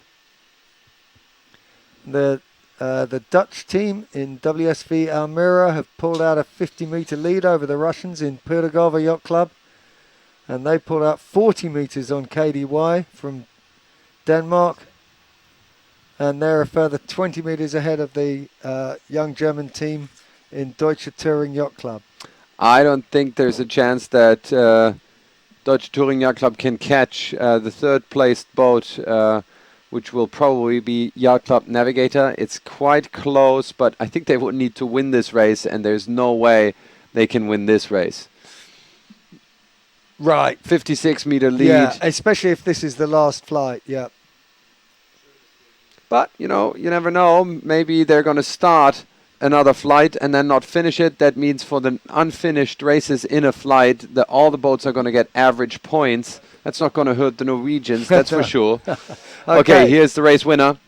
That's WSV Almere, the Dutch team. I think that's their first win of this series. Jon den Engelsman, Willem Jan den Vendort, Nova Hoopus and Rinse Ubink taking the bullet. Next across is Pyrgova Yacht Club from Russia. Then the women from KDY Denmark, and very close over the Deutsche Touring Yacht Club, but they managed to hang on to third. Fourth is Deutsche Touring Yacht Club. Coming down fifth, that's the boat with the purple top to the asymmetric and the mainsail. That's the Royal Malta Yacht Club, sailed by the Rippard family.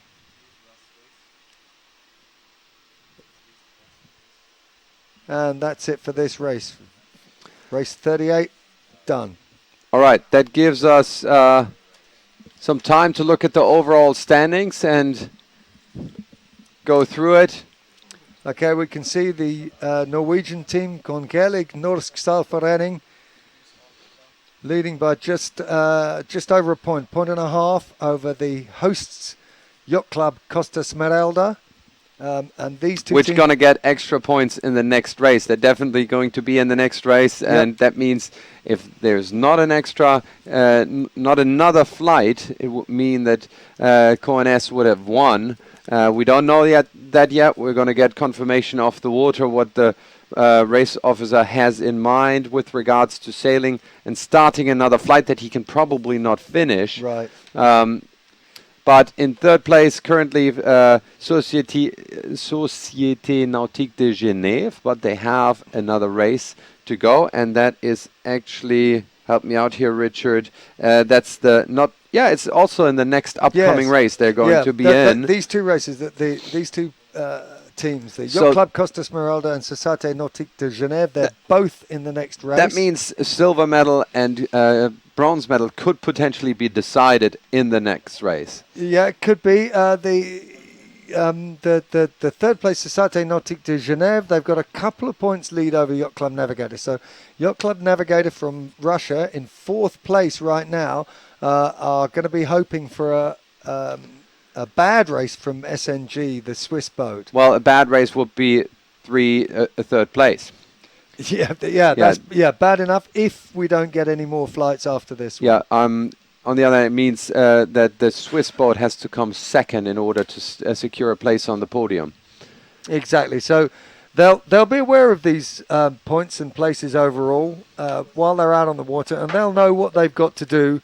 I think, it's obvious that first and second are out of reach, so SNG are going to be looking to make the most of their performance to stay ahead of Yacht Club Navigator, who have already done their race in this flight. Want to have a look at the battle for the wooden spoon?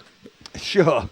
We go down the leaderboard, just quickly browse over those. Norddeutscher Regattaverein up in 12th place. I think they still have a chance to make it into the top 10. So do the French in 11th place. But let's have a look down who is concluding the leaderboard. It's again both Norwegian boats, very consistent performance. And it looks like Stavanger has some practice to do. Yeah, well, they're in the same league, in their same national league as the overall leaders. So, And they're in the same league in terms of consistency. but unfortunately not in terms of overall performance. And then second to last, a long way ahead actually, 8 points ahead is the Yacht Club Wielpolski from Poland. And then another 2.5 points, 1.5 points ahead of them is the Royal Thames Yacht Club. All right, we're going to stop picking on that. And we could try and get a voice off the water to find out what's going to happen. I think I'm going to...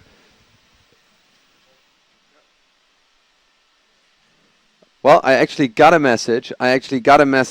Off the water that they're still thinking about doing an 11th flight. Now, let's do the math. There is 2 races to go in this flight number 10. And I would say that's a turnaround time of 40 minutes. So if they would start flight number 11, it would be certain that they couldn't finish it. There's just no way. And that would mean that the result would be determined based on average points for some awarded. unsailed races. Let's see if the race officer really wants to go for that path. Yeah, average points awarded for all the boats that don't have a race in any flight. Exactly. So if he does decide to go for it, he could lay a very short course and try and get each race over and done in 5 minutes. The slight issue is the turnaround time between races, because the boats are provided and the competitors switch boats between races. Now, we've got some ribs out there who ferry the teams from one boat to another, but even so, it's inevitably a slightly longer gap between each race. So to get the whole thing done, so that'll be 6 more races to be done in 70 minutes. No way. That ain't going to happen. He would have to shorten the course a lot. And, you know, it begs the question why. Because the conditions have been really good so far. Right. And I think we've got a fair leaderboard. Yes. Definitely well-deserved leader at the moment. And I don't think it's going to add a whole lot to do a few short more races. And especially... I don't think it's a good idea to just break up a flight and then give average points instead of actually sailing. I agree, Marcus. I think if you can't get all the competitors to finish all their races in a flight, then can it at the end of the next flight, which is after 2 more races. But it's the race officer's decision, and we have to abide by that, and of course all the competitors do as well. Of course, that's part of the game. So, as racing is postponed at the moment, I think we're going to go quiet for just a few minutes and come back. My estimation is that the next race is on in 5 minutes to come. Stay tuned.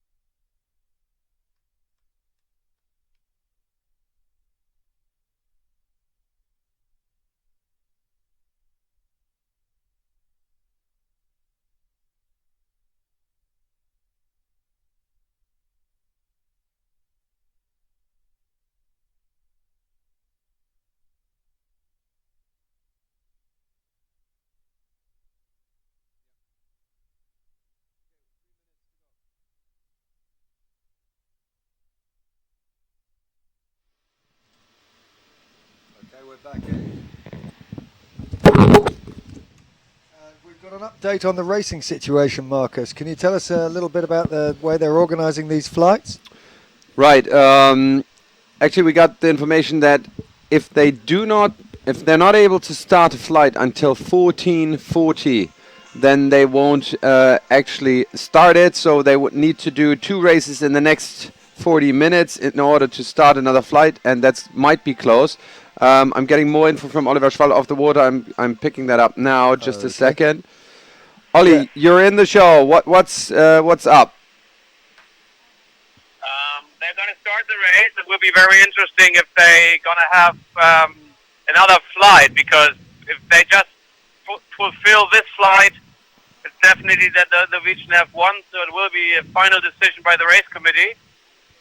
They have time. We just said that they have time until 14:40 to start a new flight, but then there's no time limit beyond that. No, yeah, but they have, this rule doesn't really exist. This was just a kind of idea at the skippers meeting this morning. I think he can start later, but it's still open if you're going to do that. But there's an interesting thing just happened. I was on the vessel where all the sailors are. There are 4 test protests going on. I don't know to whom. One is the Russian team, because they've changed their life vest in a way which is obviously forbidden. Never heard that before, honestly. I mean, it's mandatory to wear a life vest, but there's no rule that says, how this life vest should look like. So I don't know where it comes from. There's a big rumor and big discussions going on in the water regarding this issue. Give us more info on how that's panning out. Okay. And we're going to focus on the race now. Bye. Okay, back to the race. 1 minute to go to the start. Okay, I'll quickly run through the starters of this race. This is race 39 in boat 1. It's the host yacht club, the Yacht Club Costa Smeralda. In boat 2, it's the ESK. That's the Ekholm Segel Club from Sweden. In boat 3, it's YCB. That's the Yacht Club Bregenz from Austria. In boat 4, it's the CCRL, the Club Canottieri Ruggero di Lauria from Italy. In boat 5, it's the SRR, that's the Société des Regattes Rochelaise, the young French team. In boat 6, it's the VSAW, that's the Verein Seglerhaus am Wannsee from Germany. In boat 7, it's the SNG. That's the Société Nationale de Genève. And they have started just now. And let's see who came out well out of this start. It's Ekholm Sail Club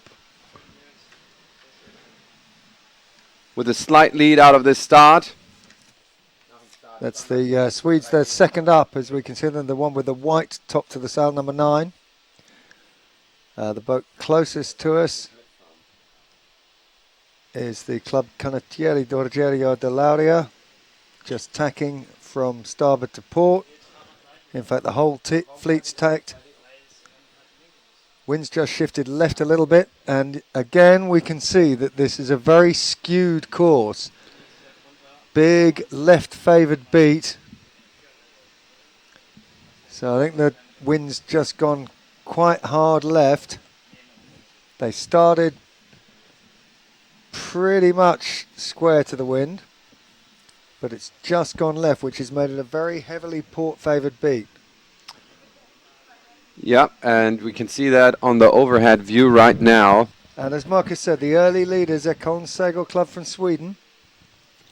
That's the red boat on your screen right now. And all the boats are pretty much in line. At least the first 5 are more or less in line.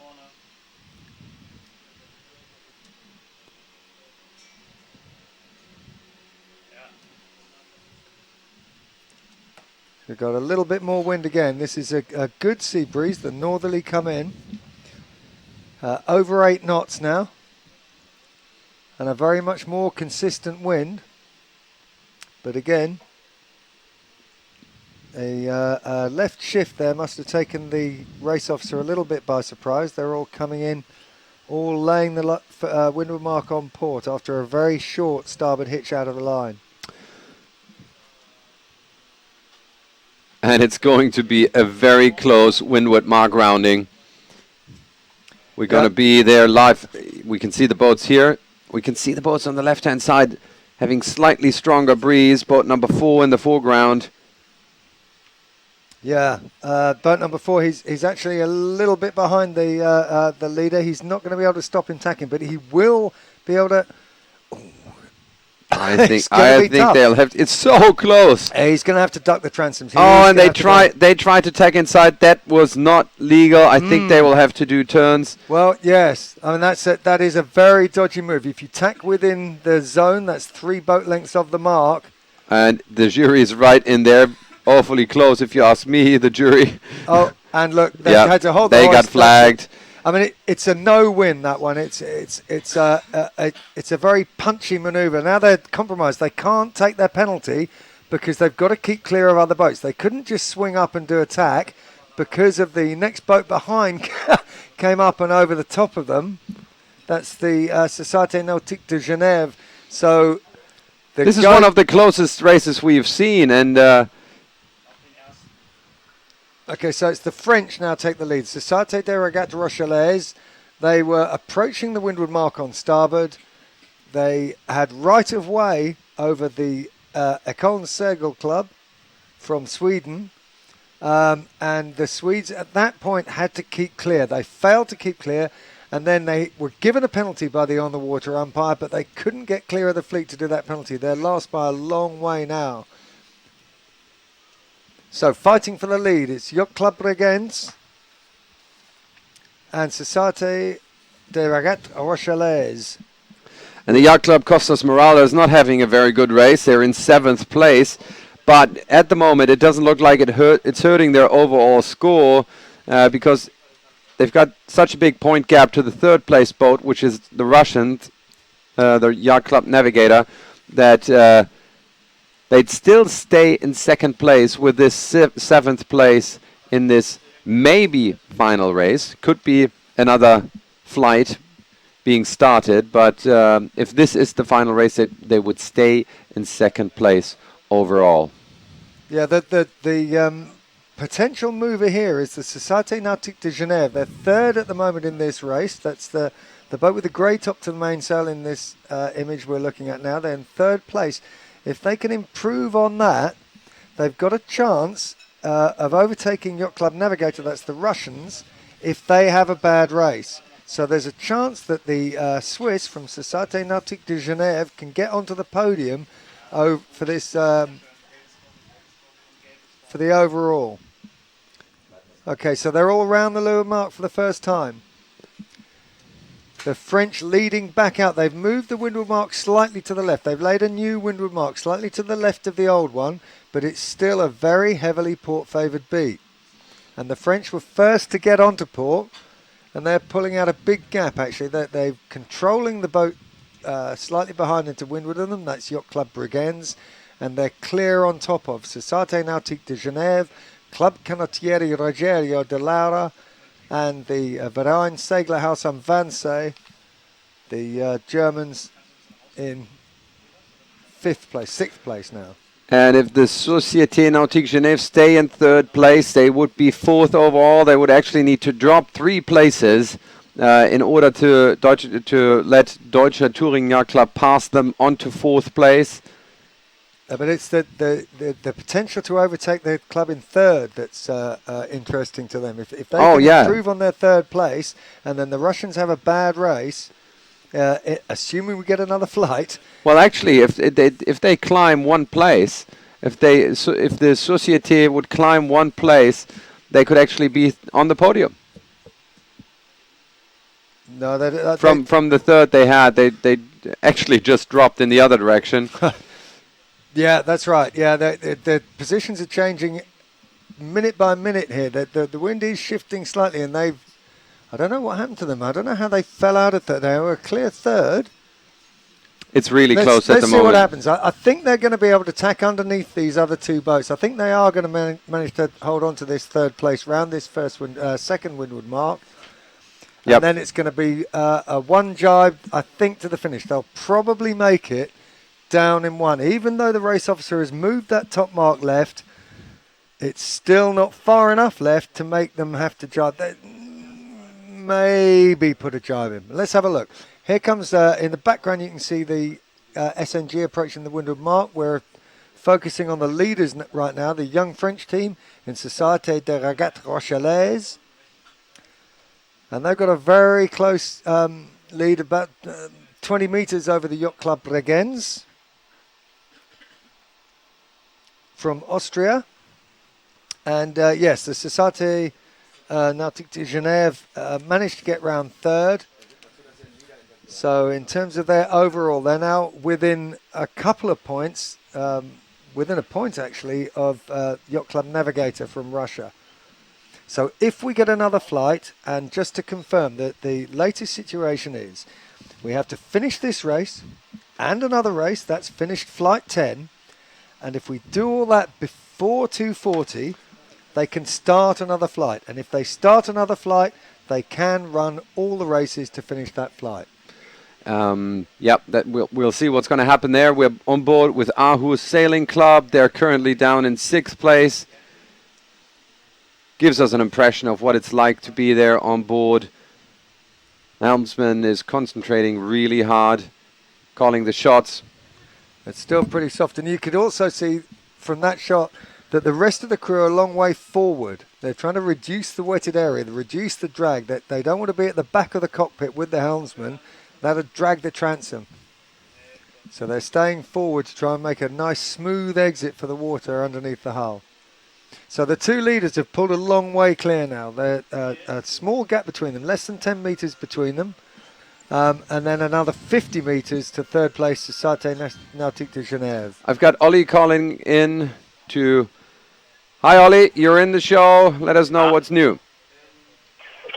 Well, I mean, they're on the way to the finishing line. I mean, Jasov Smeralda, they had a really, really bad start. They've been into a very bad situation with other boats. They all wanted to start at the pin end. But however, I just received the information that there will be no more flight after this one, which means, correct me if I'm wrong, Marcus, you have the sailing analytics in front of you, but I think that means that the Norwegian guys won the Champions League 2015. Yes, right? It looks like we have a winner then, and I think we can fairly say a well-deserved winner. They had an amazing series, and we've got one more race to go that might influence the rest of the scoreboard a little more. This is the second last race of this final flight, and there's one more race coming up in this flight.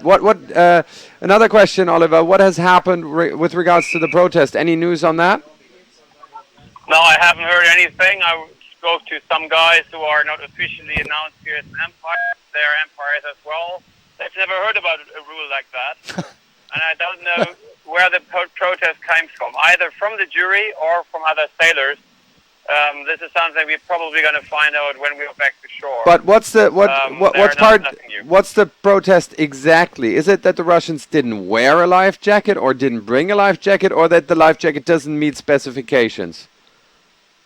I mean, it's about specification, and I think the specification is something which probably most of the sailors usually do. You have the opportunity to open up the life vest, where all the ingredients are to protect yourself if you're in the water. But if you keep it as it is, a brand new one, sometimes it's very uncomfortable to wear. So they reduce, in the end, the inside covers from the life vest, which probably means it's still a life vest, but it's just for, 50 kilo rather than 90 kilo. And I think this is the background, that some of the guys are using life vests, but they are just made probably for optimist sailors, I get it. We get the picture. All right. Thank you very much for the update. Okay. One more race to go. Okay. And it looks like we have a winner of this year's Sailing Champions League. In fact, we've got the whole podium. So okay, let's have a look at the overall results then. that was a definite information about what's going to happen. So no flight 11 and no flight 12. And let's have a look at the overall results just now. Let's go to the top of the leaderboard. Just to clarify, there's one more race left, but the results of that race will not affect this podium position that we're looking at right now. So the winners of the Sailing Champions League 2015, Kongelig Norsk Seilforening from Norway. In second place, the host club, Yacht Club Costa Smeralda. And in third place, the Russians on Yacht Club Navigator. Now that is subject to protest, as Ollie was just talking about. It sounds like a dumb one. That would be a bad thing to get thrown out of a race on. Yeah, we can talk a little bit more about life jackets afterwards. That is the podium, and the podium is decided. That's where the medal goes. Exactly. We're going to look at the leaderboard a little more after putting in an interview with the winners. We have them in front of the camera right now out on the water, so please, let's listen to what they have to say. Congratulations. It looks like nobody else can win anymore, so you are the winners of Sailing Champions League 2015. How's that feeling? It's a good feeling. I was a bit excited today, and I didn't know how we were going to do.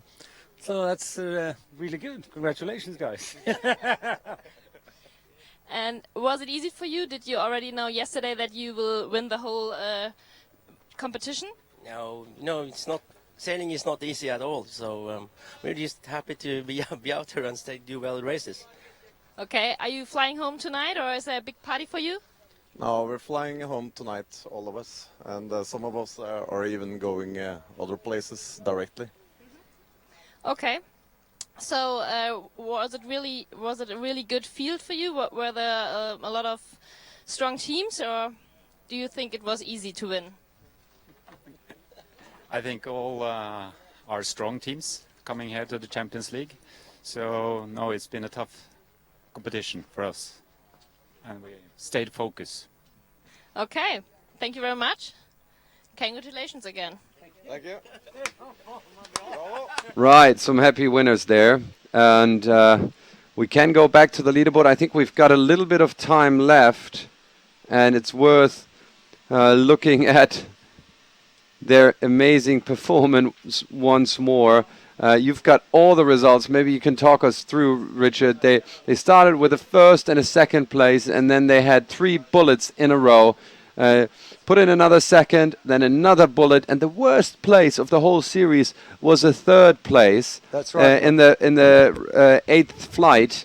And then they put in 2 more bullets, 14.3 points. That reminds me of the performance of Peter Burling that we've recently seen in the 49er, where he usually has the same point gap to the second place boat as a second place boat to the 10th boat. It's quite similar here, quite similar pattern. Yeah. They really stood out. Well, And definitely, they've out of 10 races completed, they won 7 of them, had 2 second places and a third. They were never lower than third in any race.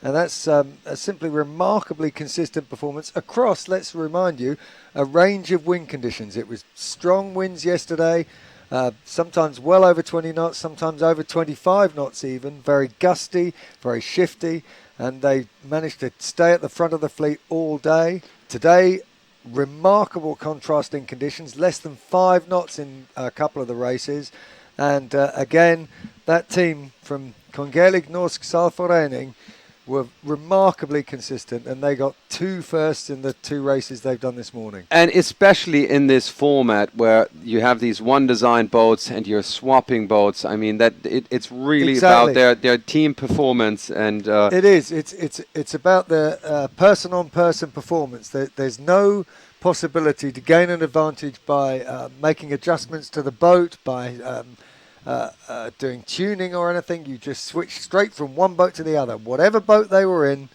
they managed to dominate the racing. And so let's go a little bit further down. Well, congratulations to the Yacht Club Costa Smeralda, to the hosting club for coming second. Really good performance by them as well. Yes, this is more or less the first time that they'd been in a J70 So Flavio Favini, Branko Brcin, Filippo Molinari and Federico Michetti, very expert, very experienced in Melges 24s, and in fact Melges 24 world champion and 8 other world championship wins. So they adapted very well to the J70, the boats provided by the organisers, and they started with a win, then they had a 4th, 2 more wins, and 3 firsts and a 7th. That last race they did, the one that we've just seen, was their worst race of the whole weekend, but it wasn't bad enough for them to lose second place, and I think they were aware of that. They were fairly relaxed about that last race. They knew they couldn't lose second overall. Would you call them a pro team? Oh, for sure. The top 2 teams are full-time pros, and indeed Yacht Club Navigator, the Russians, podium place, another pro team. And I think we've got Ollie calling in from the water. Ollie again. with some more news off the water. Oliver, what's new? Yeah, believe it or not, but that's sailing. The old Mistral direction is back. I mean, there's a big thunderstorm over the island of Corsica. It probably won't get here, but it had big influence into the weather, and now we are back on the old wind direction. So it shifted back to west, more or less northwest. Ouch. And it's increasing. So it's up to, I would guess, 14, 15 knots. So the last race of the Sailing Champions League will be underneath the same condition as we probably had the whole day through. So it was a short break with light winds and sea breeze, but we probably will see nice images in the last race of the last fleet of this year. Nice. Thank you for the update, Ollie.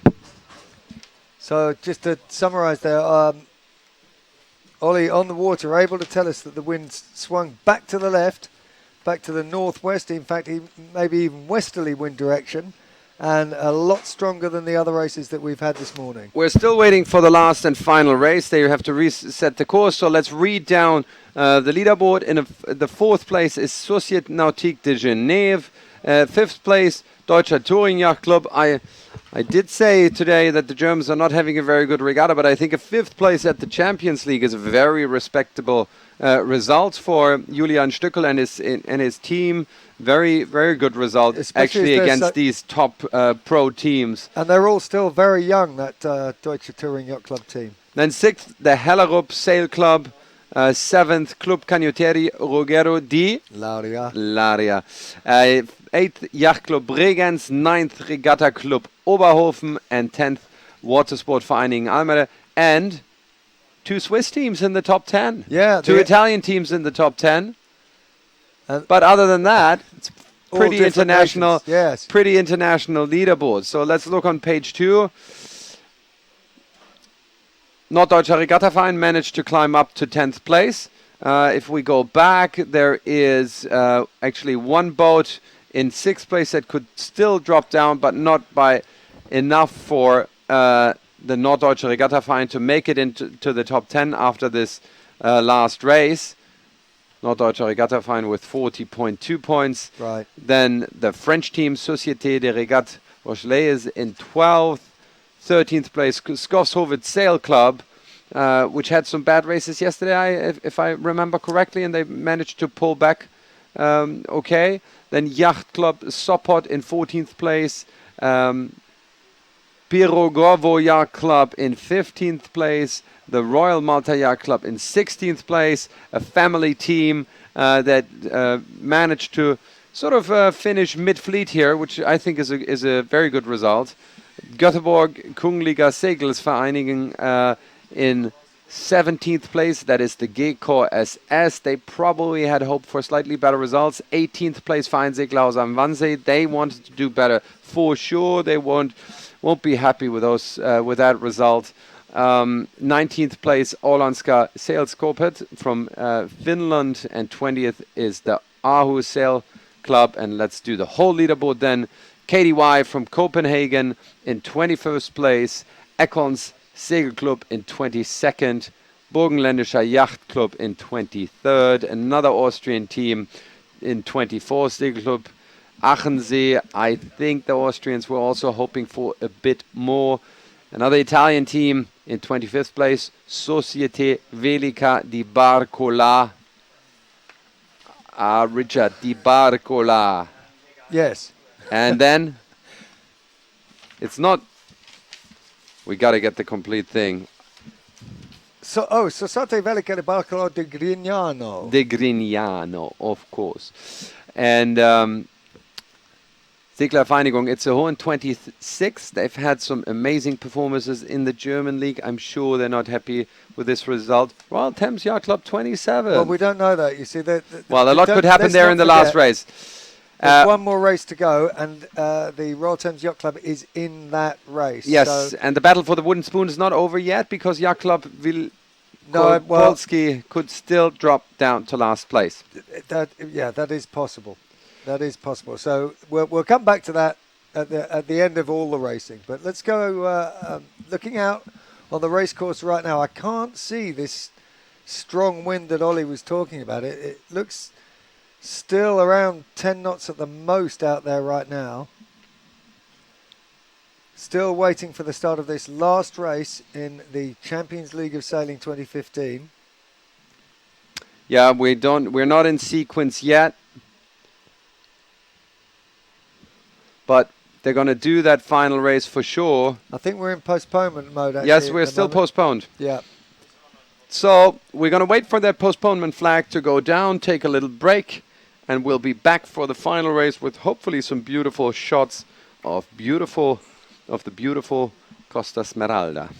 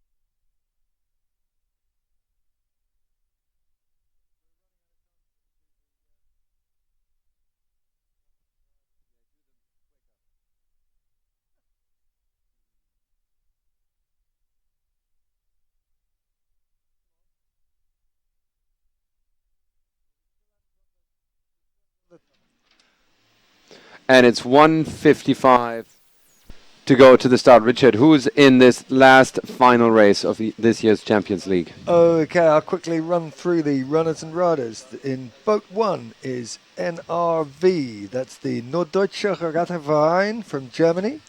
In boat number 2 is PIRYC, that's the Pirogovo Yacht Club from Russia. In boat 3 is JKWP, that's the Yacht Club Walpolski Poznan from Poland. In boat 4, CCRL, that's the Club Canottieri Rogero de Lauria from Italy. In boat 5, SVI, that is the Seglervereinigung Itzehoe. Seglervereinigung Itzehoe, very good. From Germany. In boat 6 is the Aarhus Segal Club.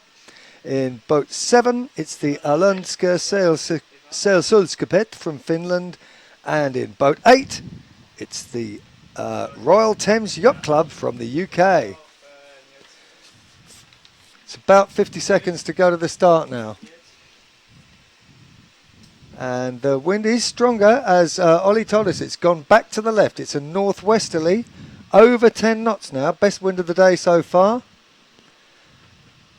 And the boats all lining up on starboard, mostly quite close to the windward end, the committee boat end at the moment. And here's the onboard footage. This is the Royal Thames Yacht Club, the Brits, Tim Peters steering there. Yeah, and most boats leaning towards the right-hand side. Line doesn't have a strong bias, so it's risky to start down at the pin end. And off they go. Okay, no, about 5 seconds now. Tim Peters steering. Lure to the bunch. Slightly line shy. It looks like the Bergenlandischer took the pin and has taken the lead. So and a very even start. Very even start. But again, going back to what we saw yesterday, the people closest to the pin, there was a slight pin end bias. And the order is, reading from left to right, the Bergenlandische Yacht Club pulling out a very slight lead now over Royal Thames. I don't think they'll manage to edge out from that position and be able to tack. Let's look at the overall course. Well, they've got a bit of runway left there on that first upwind. But they got to pinch and they got to go fast. Yes, the race officer, because the wind's come up a little bit, he's put a slightly bigger course on, aiming for the same length of race in terms of time taken to complete it. Because we're now looking at more than 10 knots, the boats will be going at least 1.5 times as fast as they were when it was about 5 knots. So a nice big course. Couple of early tackers, I think the Societe Velica di Barcolo e Grignano just tacked out to the right there, the rightmost boat, and a few other boats putting some tacks in now. And the Royal Thames have gone, which has allowed the Bergenlandische Yacht Club to tack. But it's still very, very close together. We're looking at a line of boats that are all covered by the boat in the foreground. Yeah, but they are all still very much lined up. The wind is still shifting, but very much less, and it's also much more consistent in wind strength since it's gone back to the northwest here, Marcus. Boats converging right now. Beautiful shot right now. Boats converging from the right-hand side, crossing over to the left-hand side. And the boats in the foreground have to tack, except Bergenlandische Yacht Club. They can pass, but they don't want to, or were they forced to tack? I think they were forced to tack. Yeah, it's a tricky one. So, what happened was the Hellerup Sail Club came across on starboard and put everybody else about. The Segal Club, TWV Achensee, and it looks like the Royal Thames, the British have got a penalty. Oh. It looks like they didn't tack quickly enough to get out of the way of the starboard right-of-way boat. And that's bad news for them. Because Yeah, that's not going to help in avoiding the wooden spoon, does it? Well, I think they're out of jail when it comes to that. I think they're out of jail when it comes to the wooden spoon, but it certainly gives them the potential to drop down a spot. Burgenländischer Yachtclub overstood the mark, and it's Yacht Club Sopot coming in now. Ooh. They have to luff up to avoid the mark, but they manage. Yeah, there's a crucial difference. They were able to luff up, carry their momentum, even though they were very tight to the wind, carry their momentum and avoid hitting that mark. And they've done a very good set, ran in front of Hellerup Sail Club. And Hellerup still haven't got the kite up. Maybe they're going to have to go off and do a penalty. I don't know why they're waiting. No, they've got the kite up, just a very slow hoist. Wow. And it's quite windy now, 13 to 14 knots. That's windy compared to what we saw earlier. Yeah, exactly. But that's, that was a terrible hoist there from Hellerup Sail Club. They got rolled straight away by Bergenländische Yacht Club. Bergenländische Yacht Club therefore got away with a slight overstand on the port ley line. They came in high on the port ley line, had to duck a transom or two and then spin round into attack and bear away like a 180-degree rounding. Not normally considered to be a particularly good way of coming around the windward mark. No, it's a slightly skewed, or very skewed actually, leeward gate. Very, very wide leeward gate. Looks like they didn't lay one mark properly, so it's all about the left mark of that gate where everyone is heading to. Yeah, this is the one they can all get close to this left-hand gate as we look upwind, and it also looks much closer to the windward mark. So here, Yacht Club Sopot from Poland. Oh, they forced the green boat, the Burgenländische Yacht Club, to do another jibe. Now they jibe back. Okay, Yacht Club Sopot comes round, Hellerup Sail Club. Oh, that's a tight mark rounding right there. The Hellerup Sail Club managed to recover their second position.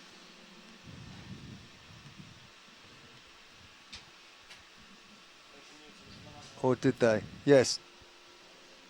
Hellerup Sail Club held on to that second place, and Bergenländische Yacht Club third. That's the Danes in Hellerup Sail Club tacking onto port right now.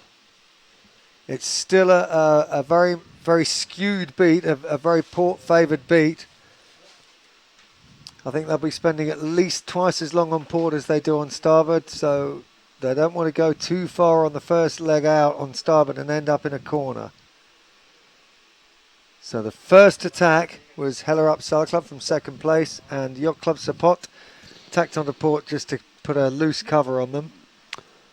Well, Thames down in 8th place, but they're still well away from the last place overall. Not much in it though, but well, it's like 2 points. Yeah, at the moment that's taken them from third last to second to last, but they're still safe from the wooden spoon, which is firmly in the hands of Stavanger Seilforening. And as Marcus pointed out, the Norwegian teams have bookended this Champions League of Sailing with one clear winner and the other one clearly in last place. Yacht Club Sopot going out to win this last and final race. They've got 24 meters lead at the moment over a boat that's slightly windward and behind them. That's the Burgenländische Yacht Club, currently not in the picture. Yes, it's interesting that at the moment, I've got to say at the moment, and we'll have to wait until they actually get round the windward mark, but at the moment the wind has shifted to the left, and that's given the advantage to Bergenländische Yacht Club over the Hellerup Sail Club, who tacked onto port earlier and are therefore lured. You can see them in the distance. They're the ones with the purple top to the sail. They've just tacked onto starboard. That's their ley line tack. I think they've actually closed distance on Yacht Club Sopot here. I think they had more wind. Even though it was port lift, they had more wind over on that right-hand side. So they've closed in on the leader. They're only 16 to 18 metres behind our leaders, the Yacht Club Sopot from Poland, and they've pulled away from Bergenländische Yacht Club, who came around that leeward mark straight behind them. Put another 20 metres on them. So last leg of the last race in this Champions League of Sailing 2015. First round, Yacht Club Sopot from Poland. Then Hellerup Style Club from Denmark. Third is Bergenländische Yacht Club from Austria. And just coming round now is Barcola, the Italian team. The Società Velicola di Barcola e Grignano. Then Segal Club TWV Achensee, Yacht Club Walpolski from Poland,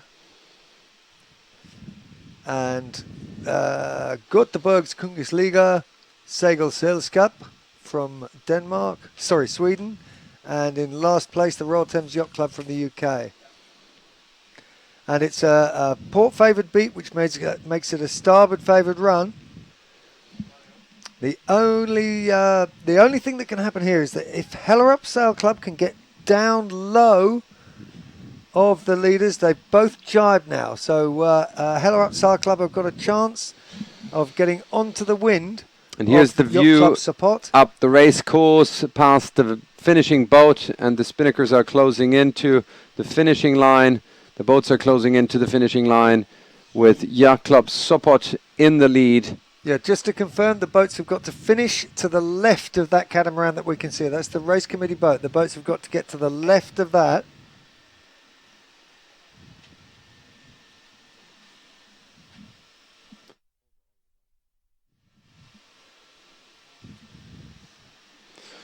So where's Yacht Club Sopot lying at the moment overall?